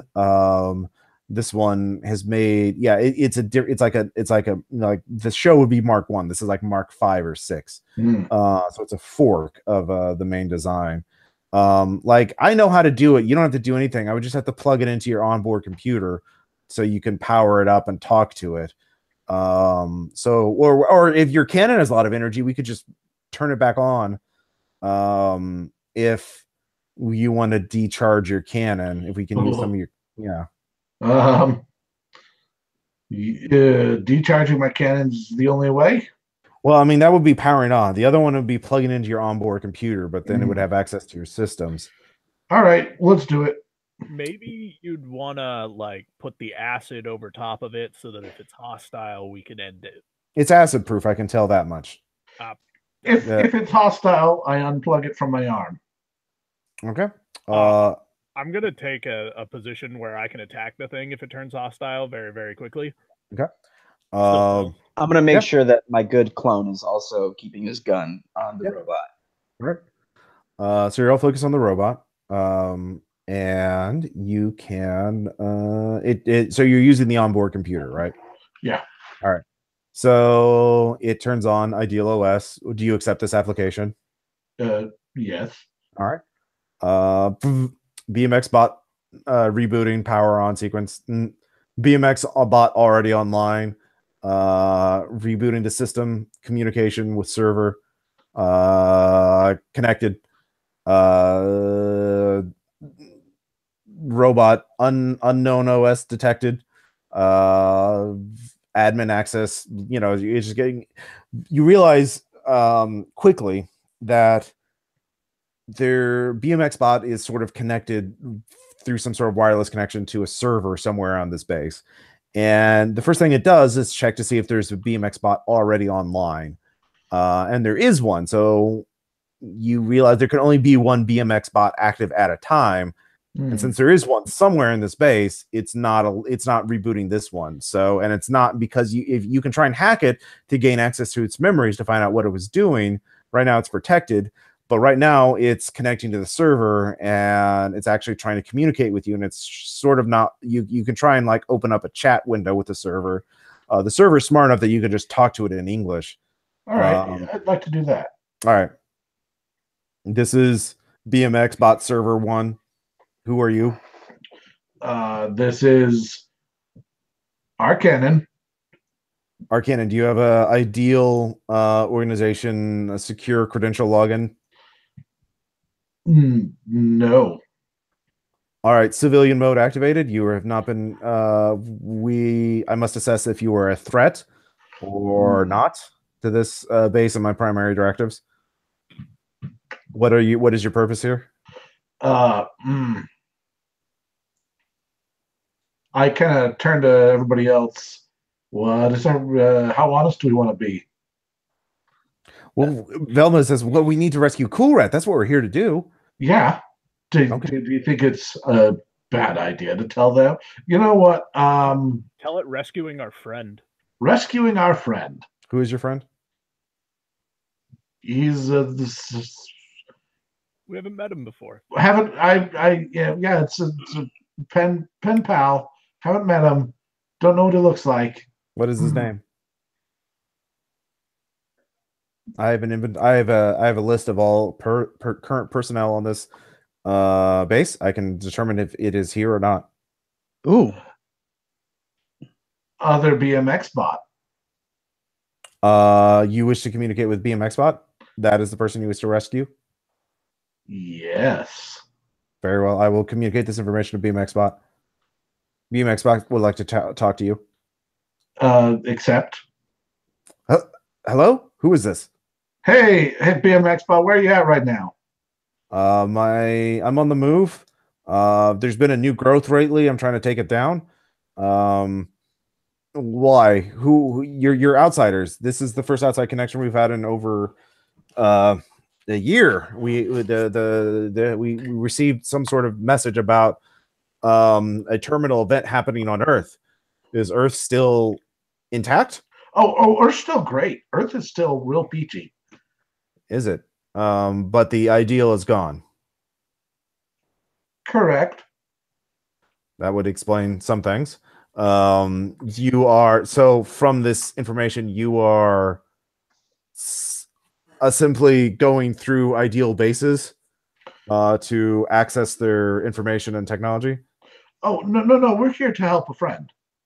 Who is this friend? I do not know you. I cannot be your friend because I do not know you. Oh. Might as well let him know. It's Cool Rat.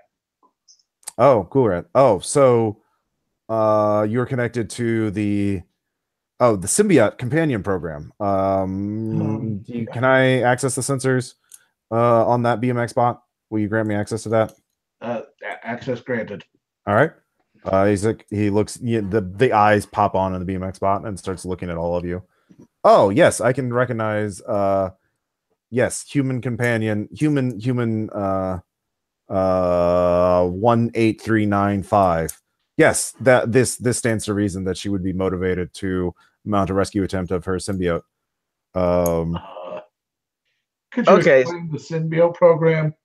That was not my primary directive. I was simply, my primary directive was to entertain children with BMX tricks. But now, I've modified my prime directive.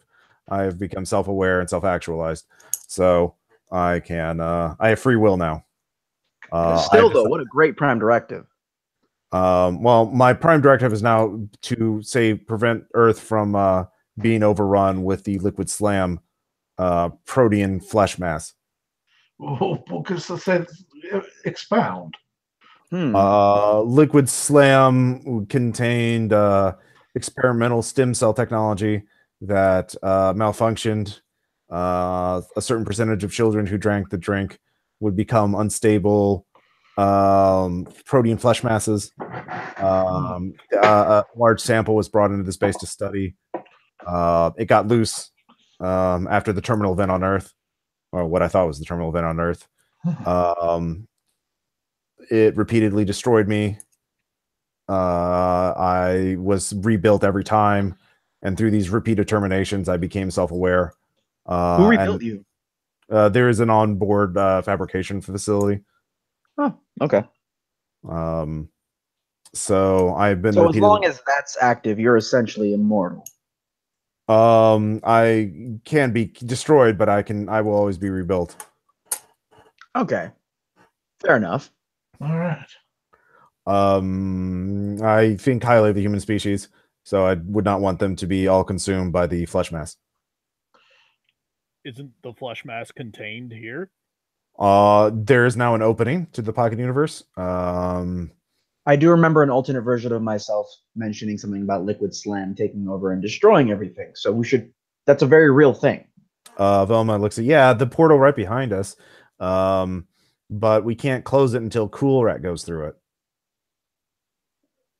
So if we hadn't opened this portal, the world might have been saved from the Liquid Slam. But because this portal is open, now the Liquid Slam has a chance to escape unless we get Cool Rat out first. Yes. Great plan, Velma. Well, that's why I brought you. I didn't know what we were going into. All right. Where BMX Pod, do you have any knowledge I will location? There is a complication. Cool Rat is being held. If that is your mission, I will help you rescue Cool Rat. It is currently being used as a fuel source by the Brain Trust. Oh, BMX Pod. I should mention there is another version of me, a third, aside from this version and the one next to me. He is evil. He wants to kill us. Stop him, if at all possible, or we should look out for him. He is a what is his motivation? Killing me. He does not wish to destroy the Earth. Maybe. I mean, all variations of me are different in motivation, but it all centers around killing. I will attempt to negotiate with him because to be honest, whether an individual human lives or dies is irrelevant to me. So I will negotiate with him to find out if he wishes to preserve the Earth or if he merely wishes to kill you. If he only wishes to kill you, it doesn't make a difference to me. Well, it might prove difficult to save Cool Rat with him in the way, if that helps you at all. I must assess this for myself. Fair enough. All right. He stops talking. So he does give you the coordinates so you can talk to him later on, though. But he is signed out to talk to your evil self. So I can disconnect and get my arm back online. Mm-hmm. Okay. Well, you didn't use your arm; you used your onboard computer, so he might have hacked you. Oh. Yeah. Oh. Cool. That was the risk. So. Now all right. Yeah. I didn't want to, you didn't want to decharge your cannon. You didn't want to use up charges on your cannon. It's true. I didn't. I trust BMX Pod. I do turn to Velma and ask, what can you tell me about the symbiote program? I've never heard that before. I don't know that kind of information will be kept in the data archive or in the organic section. What's your connection to Cool Rat? He was my friend. He helped me when I was growing up. He helped me deal with things. You know, there were monsters that tried to kill me and my family when I was. Help you with what problems? Like I said, there were monsters that tried to kill me when I was a kid. There was this whole thing where me and another group of kids had to fight off these they were called the Grebe Grobs, and they were really bad, and they kept showing up at school and at home, and they had all these schemes to try and throw the world into darkness. This just sounds like that sounds a lot like a combat training program. Can I get any more information out of that? You can make a roll. All right. Do I get the bonus for being inside a base now? Yep.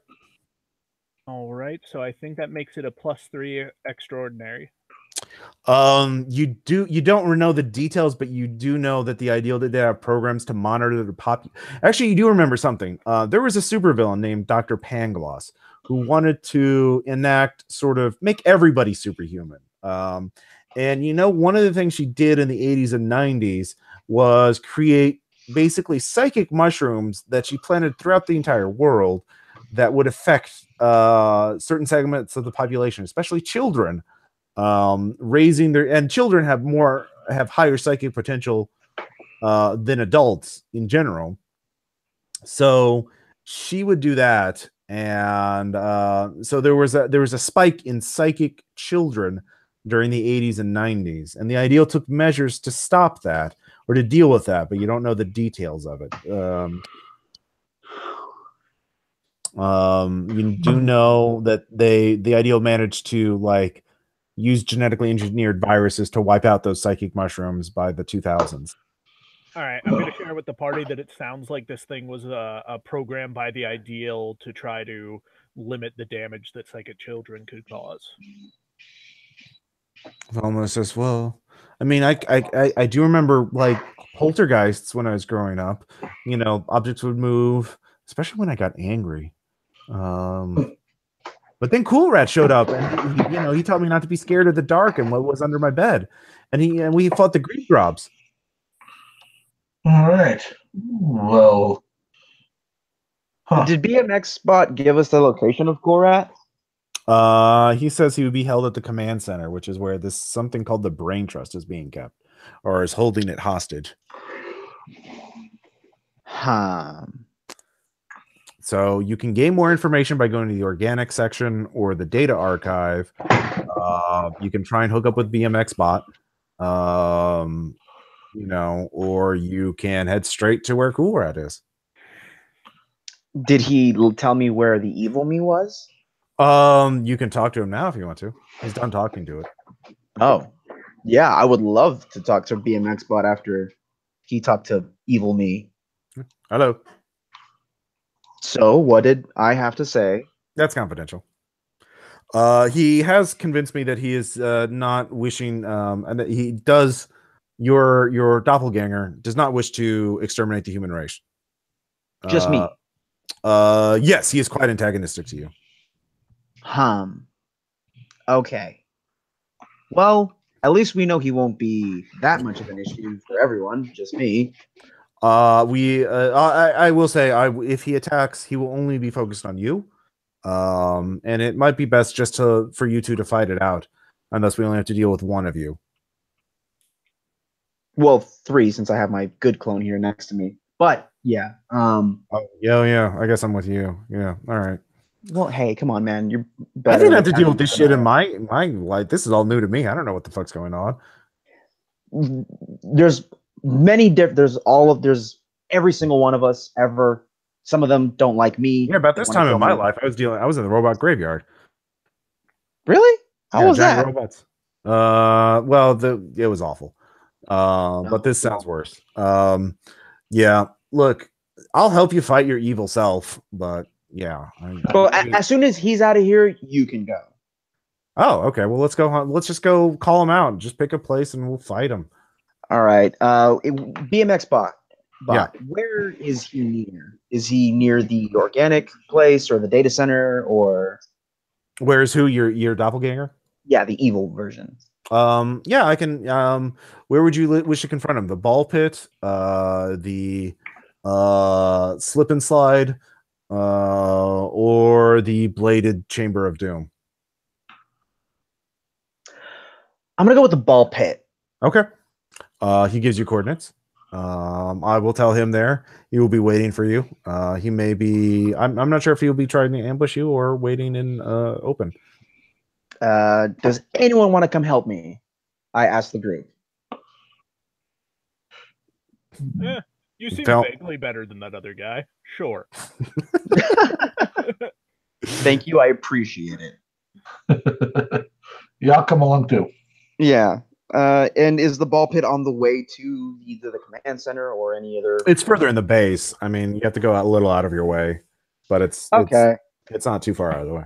Yeah, I guess we'll head over to the ball pit and then swing over to wherever interests us next. Yeah. All right. So, I hope you don't mind me dealing with something personal really, really fast. Literally personal. I don't want to be shot at by another one of you while this is happening. I can't risk anything happening to Cool Rat. And we're so close. So, yeah, you all head there. And it's a big ball pit. There's a little radio on the ground, and you hear Asher's voice come on as you enter. It says, "Look, there's another way. The rest of you could just jump out the portal, and if you leveled the building, the portal will close. It's a way to save everyone." Velma's like, "No!" And she just steps on it. No more negotiating, I guess. Yeah. Sorry, Asher, but it's either you or us. All right, and so I'd rather it be us. Give me an alertness check. Oh, thank goodness. I'm really good at that. Paranoia is my friend. I've never stopped stealthing for what it's worth. Yeah, well, he's not targeting you. So I think 6 extraordinary. All right, so you win because you rolled better than he did. Well, you rolled the same, but you have a higher alertness than stealth. And so you see him. Go ahead and make your attack roll. Okay, so I'm gonna have my good clone begin shooting at him while I go up with my dimensional blade, which is acidic. All right. So I'll roll for your clone. Your doppelganger, not your clone. Mm-hmm. 46, 44. All right. And he fires. And so he gets a shot on him. And just a different character sheet that would hit, that would do damage. He's still up though. And he is going to return fire. Now, minions work differently. They're going to pop out after like 1 or 2 hits. So, right. And so he does. So your minion, your doppelganger wounded him, but he returned fire and popped him out of existence. You don't know if he's dead or phased out, but you're in melee range now, so you can make. So you make your attack roll. He's going to try and parry.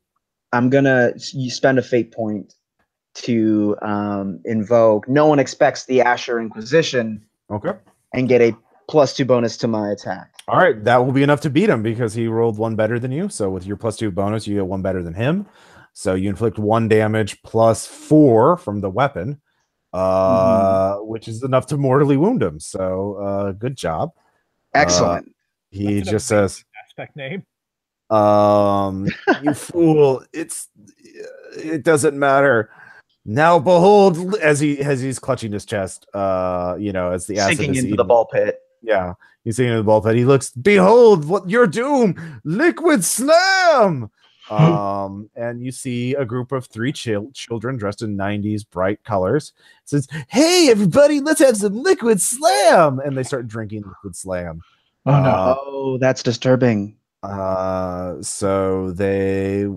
you're Asher, you're just watching this happening, so this is kind of you don't have any time to do anything else. But Arcanon, what are you gonna do? I'm gonna use this opportunity to use a bathroom really, really fast. Okay, so gonna try and do a trick shot and shoot the liquid slam out of the hands of a child. Okay, go ahead and roll. This is an aspect maneuver. Ooh, okay, tell me a little bit about the aspect maneuvers again. Basically, they're sort of binary. Either you hit the target number or you don't. Usually, it's just a +1 unless someone's actively trying to defend that, which they are. So you'll need to beat the roll that I make, which is +4 superhuman. I'm at +3. And they get a 5. So even if I spent a fate point to add +2, it would still miss because the defender wins. Yeah, this is a new scene though, and you've gone far away enough from the acid that you can call down. You can let the explodos sort of, the explodos barrier to drop, so you can get your fate points back for that. Oh, okay. Or but you already So yeah, so so you'd have to spend 2 fate points to beat that. I'm not going to bother. All right. Fetch, what are you doing? I'm going to try to launch toward the children and take the liquid slam away from them before they drink it. All right, that's obviously combat training program. That's another aspect maneuver. I'm back.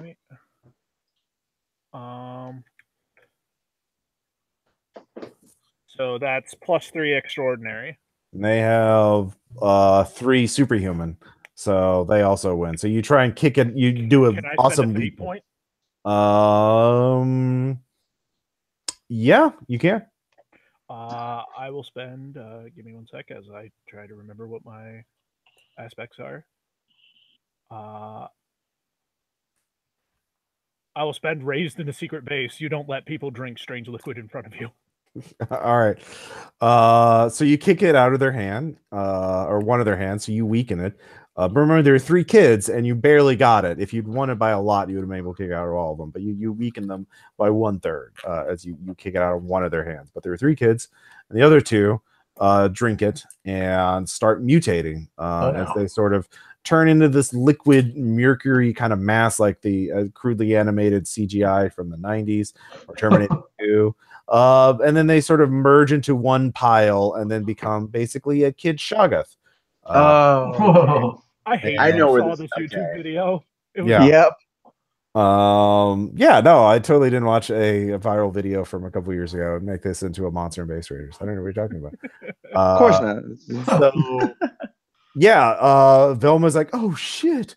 And yeah, Jinkies. yeah, jinkies. So let's see here. Yeah, we're into combat now. Oh boy. With the Shoggoth. Of course, you don't have to fight it. You could just try and run away or block it off or something else. But you don't know what it's weak to. You don't know what its abilities are, except it has a pretty strong defense. So we'll start with Arcannon again. Yeah. What are you gonna do? I'm just gonna try and blast it. Right, roll it. Yeah. Just gonna All right. aim for. Are there faces on it at all? Yeah, multiple heads. Aim for a face. Yeah. I'm aiming for a face. And I got +6. All right. Let's see. This is both superhuman. They got a 5. So you win. Do you have any extras on the Arcannon? Let me look. Nothing I understand how to do. Yeah, nope. It's just let's see here. It's arcane energy. That's its unusual thing, which means it can hurt magical creatures, but it doesn't matter in this case. So you hurt it a little bit. All right. So it's kind of, flesh of it is, you blow up one of its heads, but that's not, let's see, Fetch, you're closest to it. It's going to try and attack you, but you can act first. You can either leap away out of its range of its flesh tentacles, or you could attack it in hand-to-hand combat, but it's obviously a scarier thing. There's one kid there that's chasing, so it's weaker. Actually, no, yeah, it is weaker because you didn't do that. So it will have a -1. So you actually do 2 points of damage on it. So I didn't really seem to hurt it before, as in I think the Arcannon is stronger than I am. So I'm going to leap away and going to try helping my allies dodge any attacks that it makes. Can I do that? By tackling them out of the way basically, as they're attacked. If you do that, you kind of ruin their attack, though. You can do that for Velma. Okay, I'll do that. Okay, so you leap away and you grab Velma. So yeah, you don't even have to roll because it's going to go to the next closest target, which is Asher. You can parry with your blade, of course, or you can parry. You can attack and parry. So what are you? Yeah. I'm going to defend myself by parrying, but I'm also going to call on more versions of myself to back me up. Okay. Go ahead and roll that first. This is for the parrying. Okay, so I'll roll its attack. It's +3 superhuman.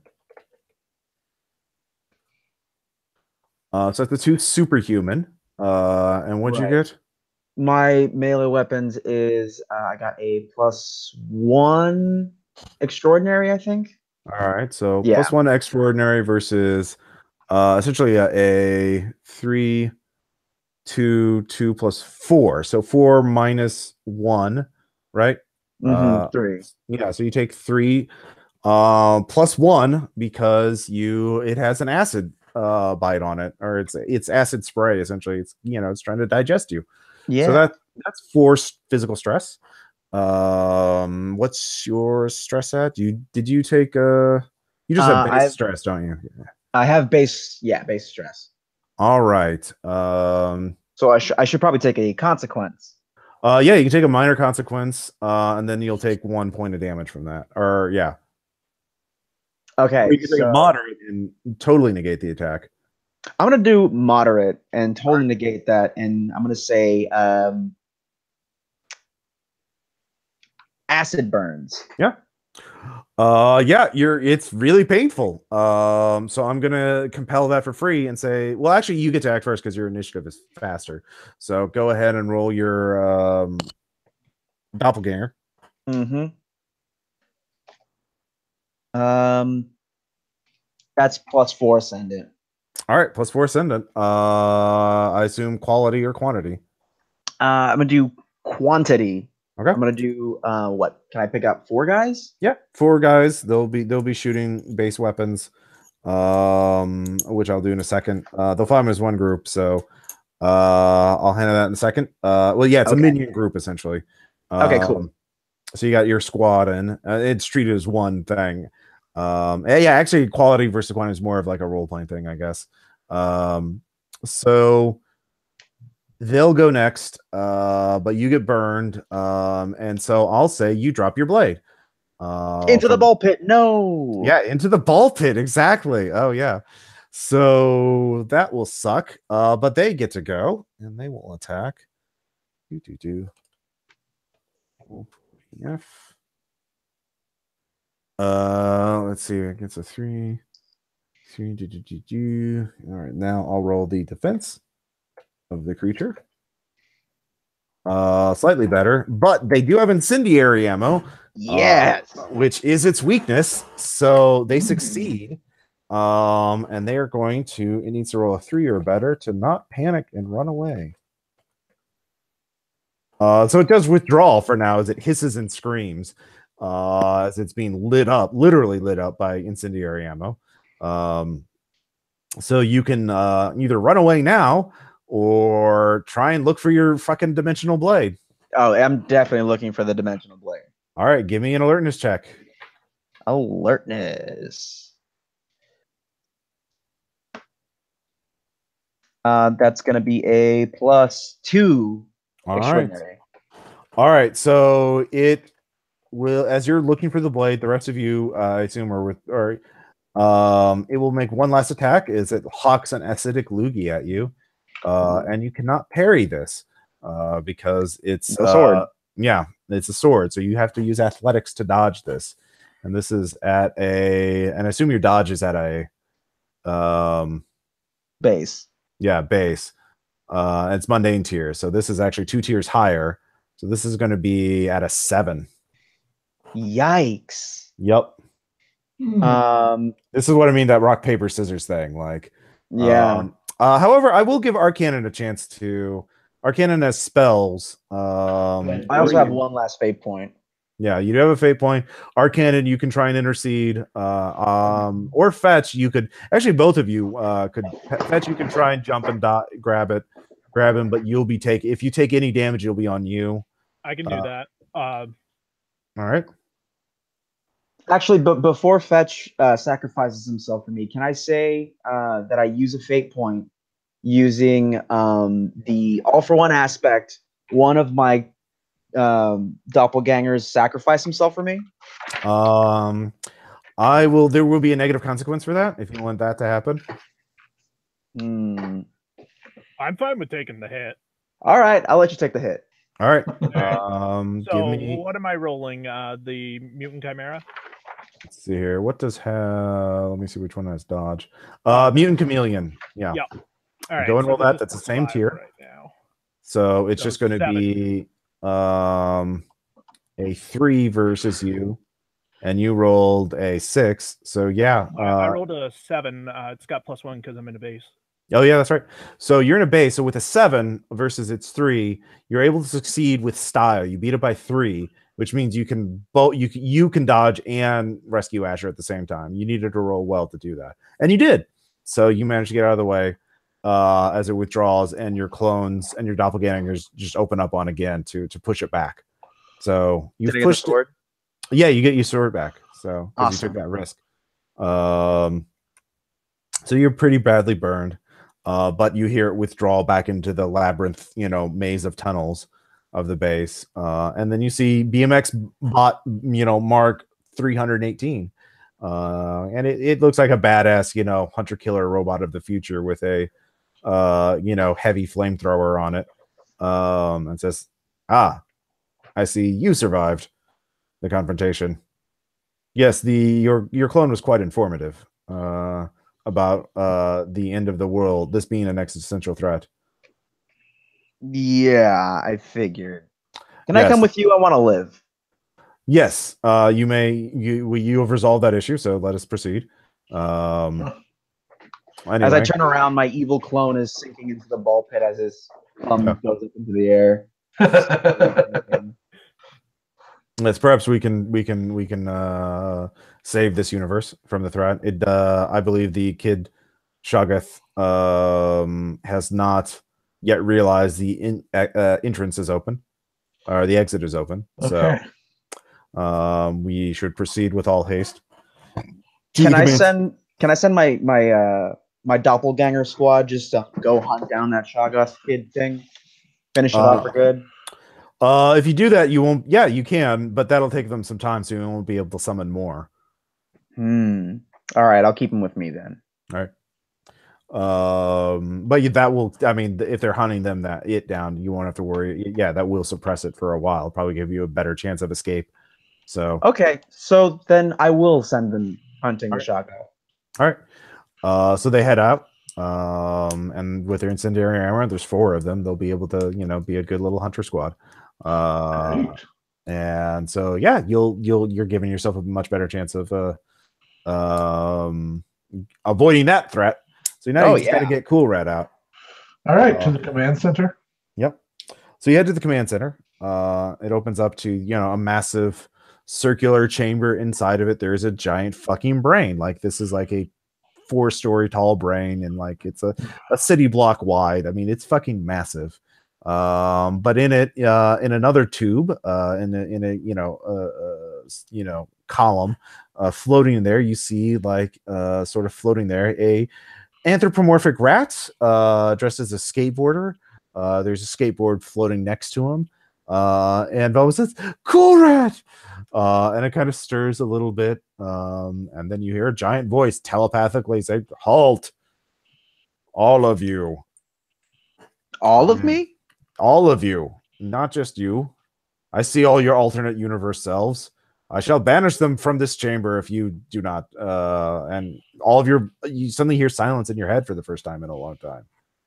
Oh, that's going to mess with me. Yep. Is this hitting me too, even though I'm stealth? Yeah. Okay. Can I get a fate point for some composure damage because of that? Well, I'll go and roll that. Let's see here. So it'll be 4 minus whatever your composure is. Actually, 5. 5 minus your composure, sorry. Let me see. I have composure 1 armor. Resolve is the skill used to defend that, sorry. Oh, resolve. Gotcha. Let me use that then.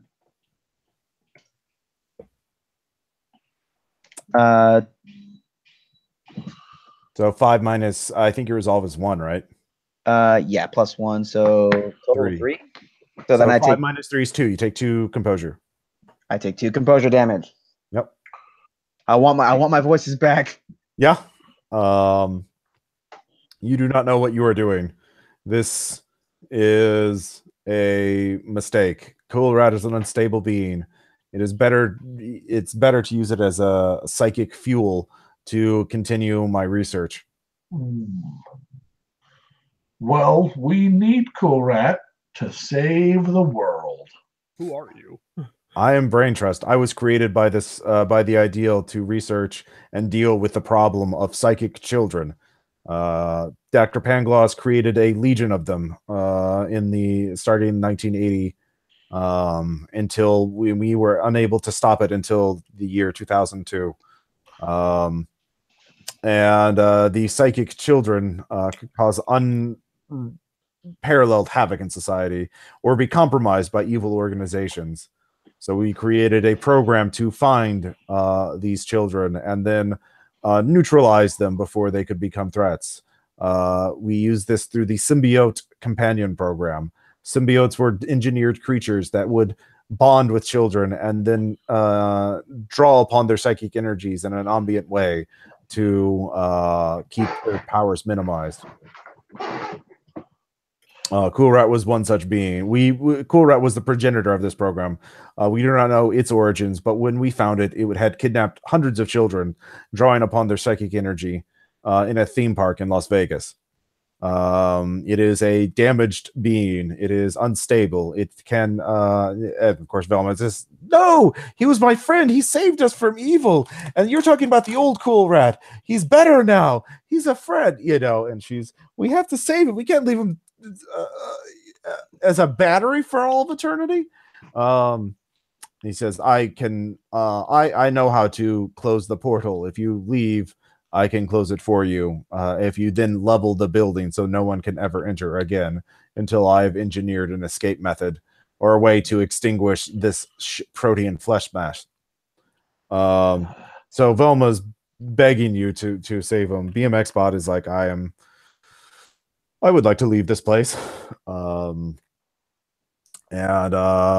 with Cool Rat or not, makes no difference to me. I would like allies when I enter Earth, and I would like you to be those allies. So I will support whatever you choose.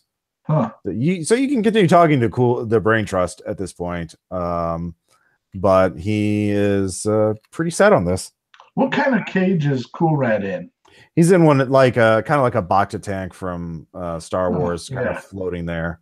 I asked Brain Trust. So Velma here is basically paying us to help her do this.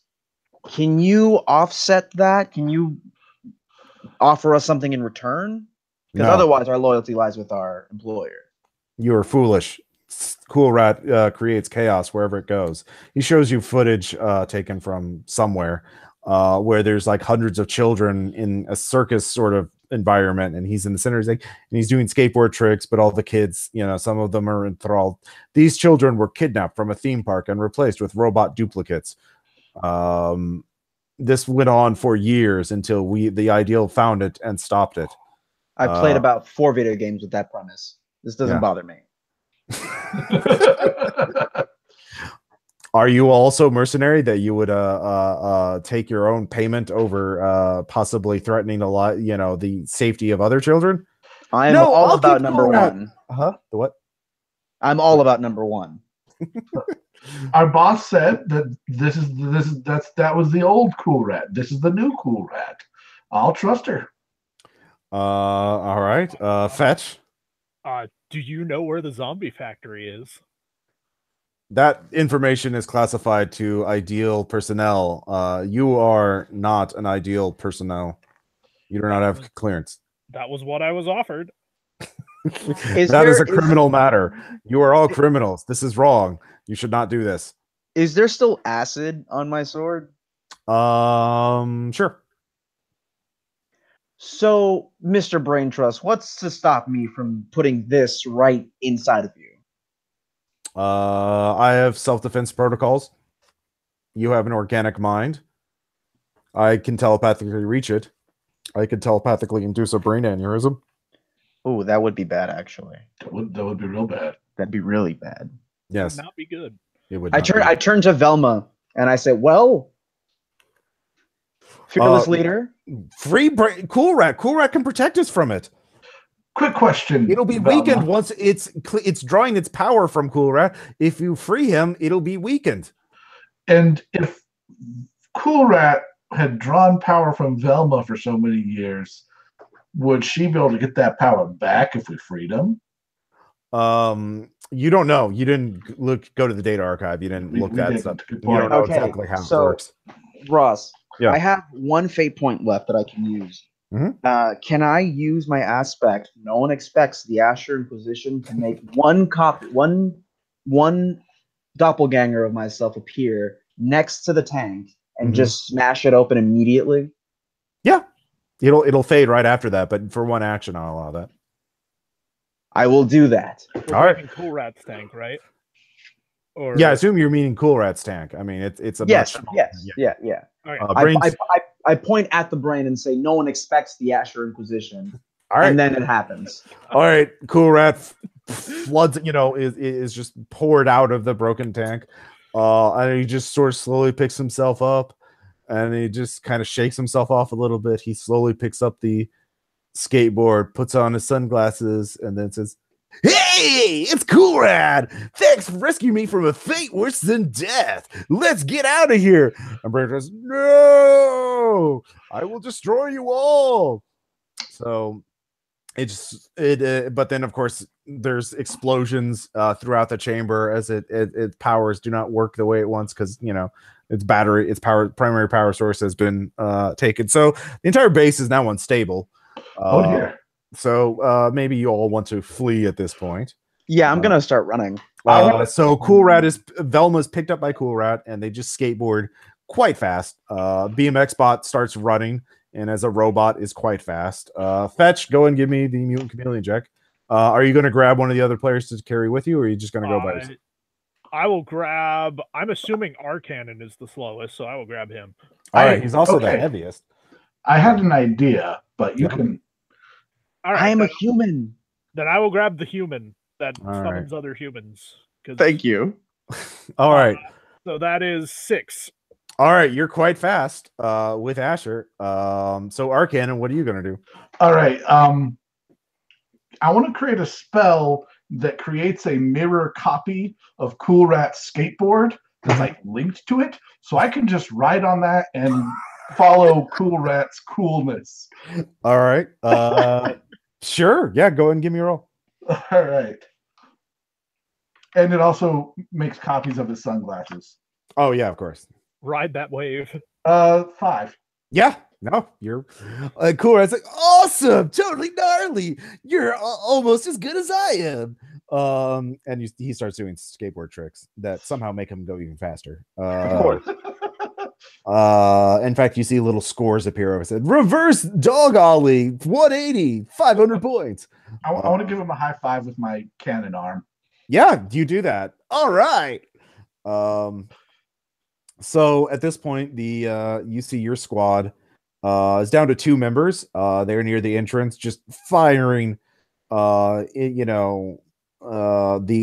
Kid Shoggoth mass is now rising up from just the pit, or is just bursting through walls. It's like the end of Akira. I mean, it's bad. Yeah. So but because your 2 guardians were there, or your 2 copies were there, it managed to slow the spread, so it hasn't spread. As far as you can tell, it hasn't gotten to the portal yet. But all of you rolled quite well, so you all just fucking zoom through there. But because you were on the ground floor of the warehouse and you didn't slow down, and as soon as Cool Rat goes through it starts vanishing. So all of you barely make it through, and you have no time to slow down before you just crash through the window and across the street and into the burnt out building from the video store. So you're all quite in public. But Cool Rat just kind of hovers in midair and says, "All right, back on Earth."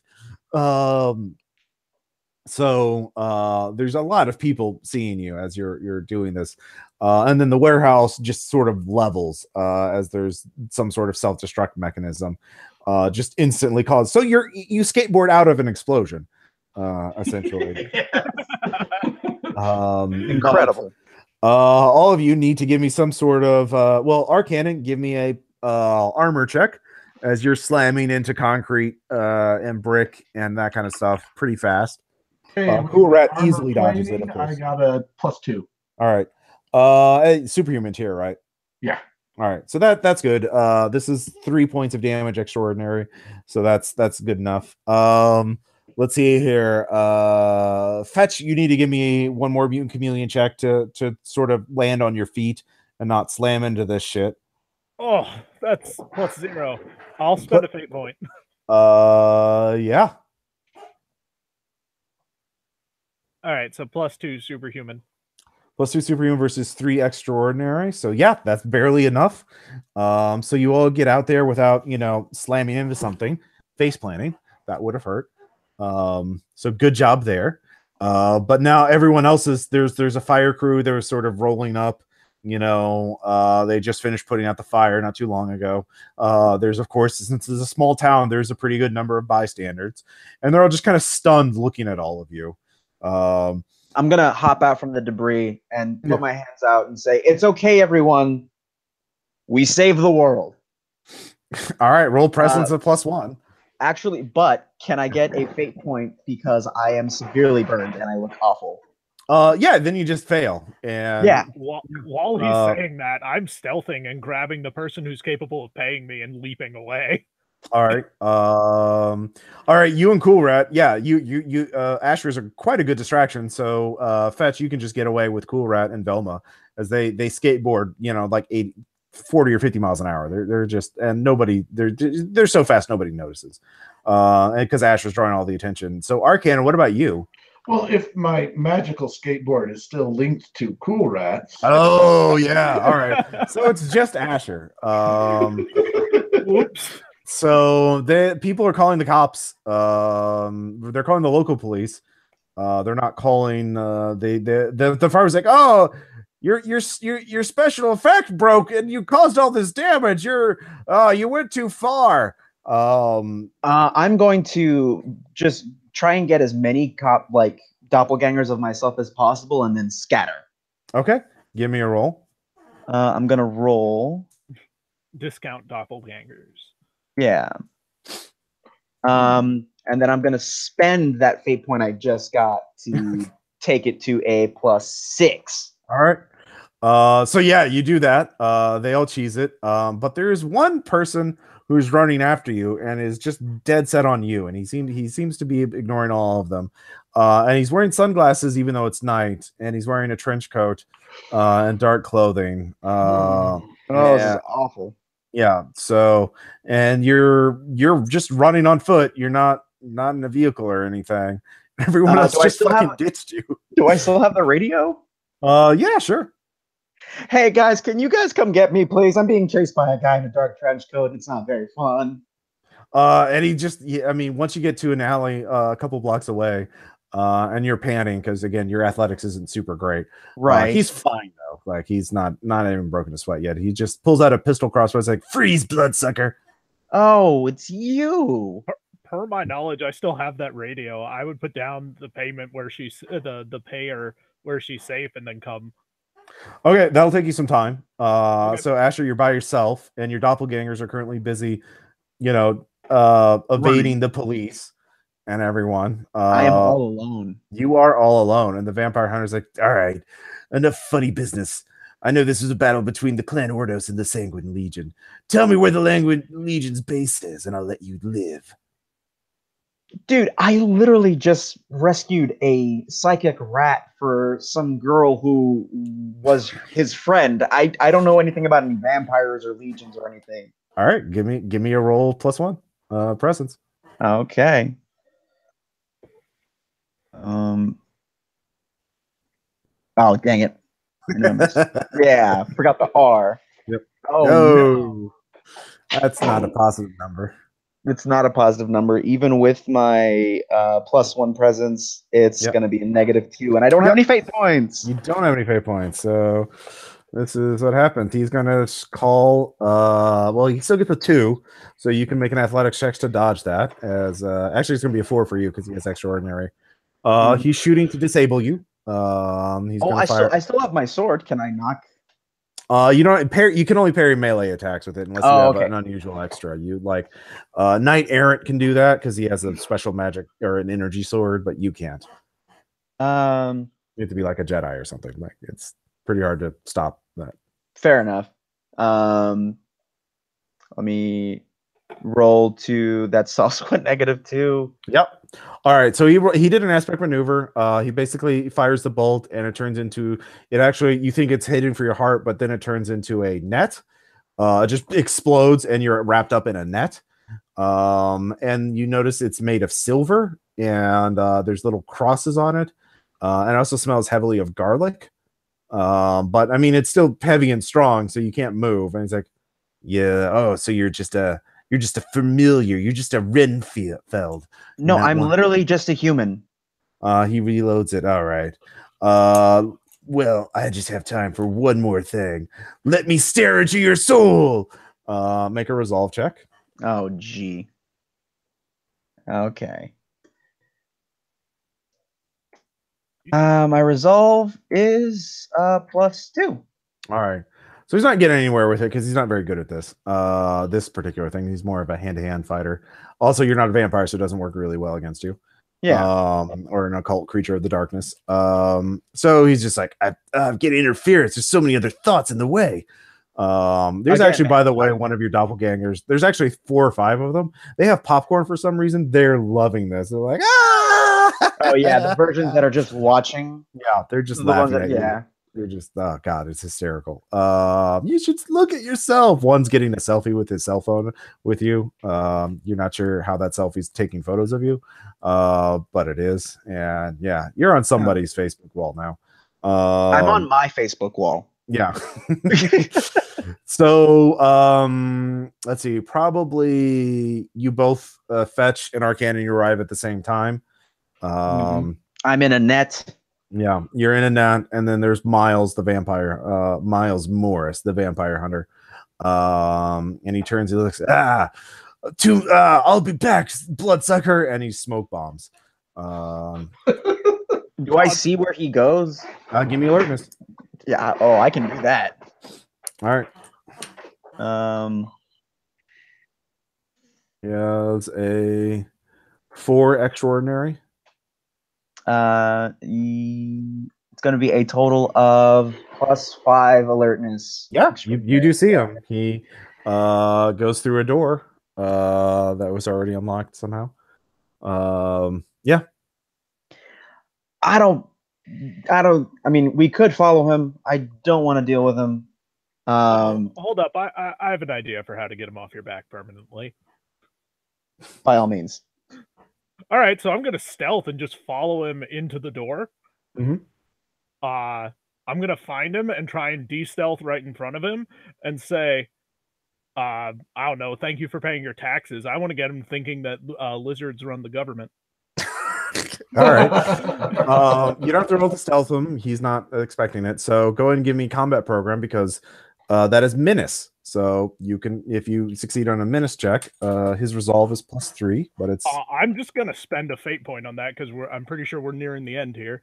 Yeah. And you rolled a lot better than he did. So he's like, no, not the lizard people.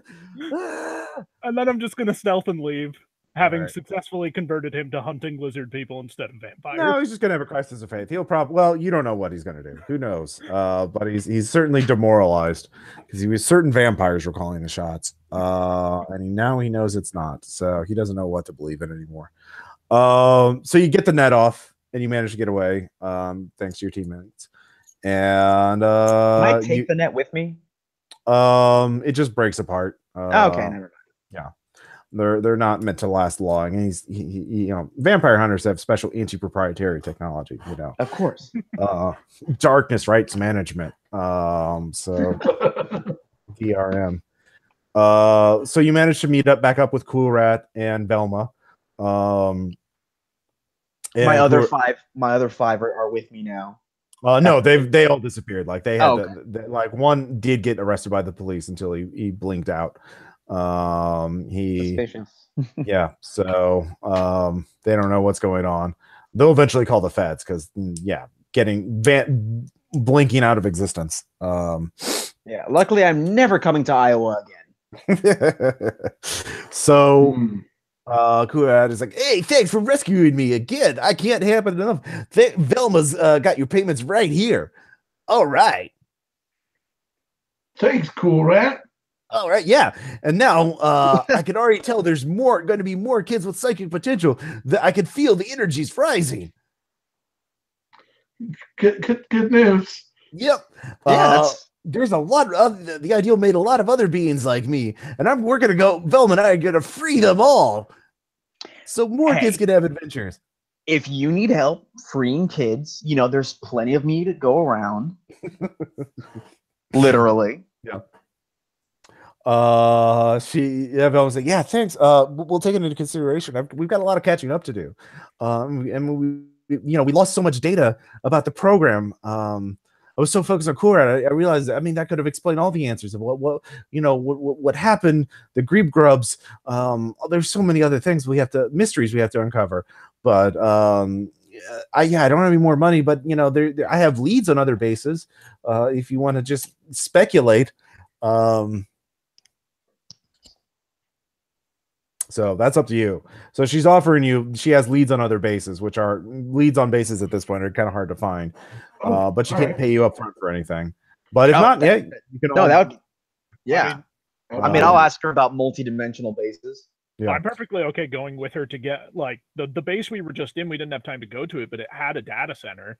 Yeah. That, from what the brain said, the ideal obviously know where the zombie factory is. If we find enough data centers, we'll find it. All right. Yeah. Where's the next base located? Somewhere in the continental U.S. It's another kid-related base, kid-themed ones. Oh, of course. Yeah. Well, I mean, those are the ones that Cool Rat knows about. Yeah. Kid bases. Yeah. Charles E. Mozzarella.base. Yeah. All right. Well, it looks like Velma's van was blown up in the explosion, so let's go steal another car. Okay. At this point, Cool Rat is so cool, I'm just going to follow anything. Everyone just freezes for a moment and laughs. And in the background, you can just see an infinite version of Asher all laughing, and all of you see that for just a split second. As the walls of reality weaken a little. But yeah, you all and then in credits as you all freeze about stealing more cars. Yep. So Cool Rat's back. Yeah. Awesome. So that was the adventure. Do you guys have any questions about it? That was a lot of fun. Yeah, no, it was really, really cool. Yeah. That was my first time playing Base Raiders, and I really like the system. Yeah, no, same here for me. Yeah, the character creation is a little front loaded. It's a little complex of making your own powers and stuff, but you can. But definitely, after getting to play the game and after getting some input on the character creation, it makes so much more sense now, and I feel like I could run this for my friends too. So yeah, really great. And there's tons of pregens for it, and tons of supplements. I'm definitely gonna write a Cool Rat supplement now for Base Raiders. Awesome. Basically based on this. So basically, the supervillain made lots of psychic children through just basically propagating a mushroom species throughout the entire planet through the jet stream, changing the human species basically. But it took the ideal decades to reverse that. And in the meantime, there are all these psychic kids that were going to cause havoc. So the ideal created these beings. Basically, they all originated from Cool Rat. Cool Rat's got his own origin story, but they made basically other types of beings like this who would always befriend children and then just live off the ambient psychic energy, thus making the kids normal. But the kid, and then when the kid reached adulthood, their psychic energies lessened and the creature went away to find a new kid. That was the idea. But of course, obviously things didn't go quite to plan. And there were a lot of failures like Liquid Slam, which they, couldn't stop. And then of course there were other things like BMX Bot. Oh yeah, BMX Bot escaped with you too. Oh yeah. So and he wants to be our buddy. Yep. Sweet. Yes, you know who I am, and you're friendly to me. Yeah. And now I want to destroy the Earth. Yes. His friendly disposition towards us. Was I really at any risk of getting hacked by him, or? He would have. I mean, he actually did get a backdoor into you. So if you tried to do anything that he wouldn't have liked, he would have hacked you. Makes sense. But he's a good guy, so it was all good. Yeah. And if that base survives, there'll be BMX Bot not detected. I'll fabricate another BMX Bot, so there might be two BMX Bots now. So, but the other one's trapped in that base, which totally will never be available to anyone again. And that the Liquid Slam Shaga thing is totally not going to pop up again. I took care of that. Yep, it's fine. It's fine. It's all fine.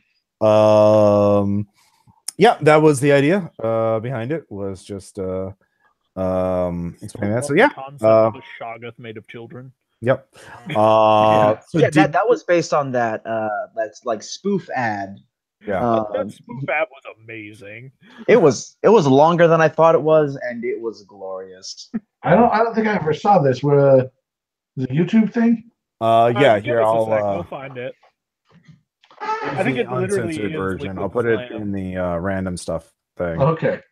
It is a trip. for sure. Yeah. Awesome. I'll have to check that out. So it's pretty gory. But anyways, I will try to I'll put it in the directory too.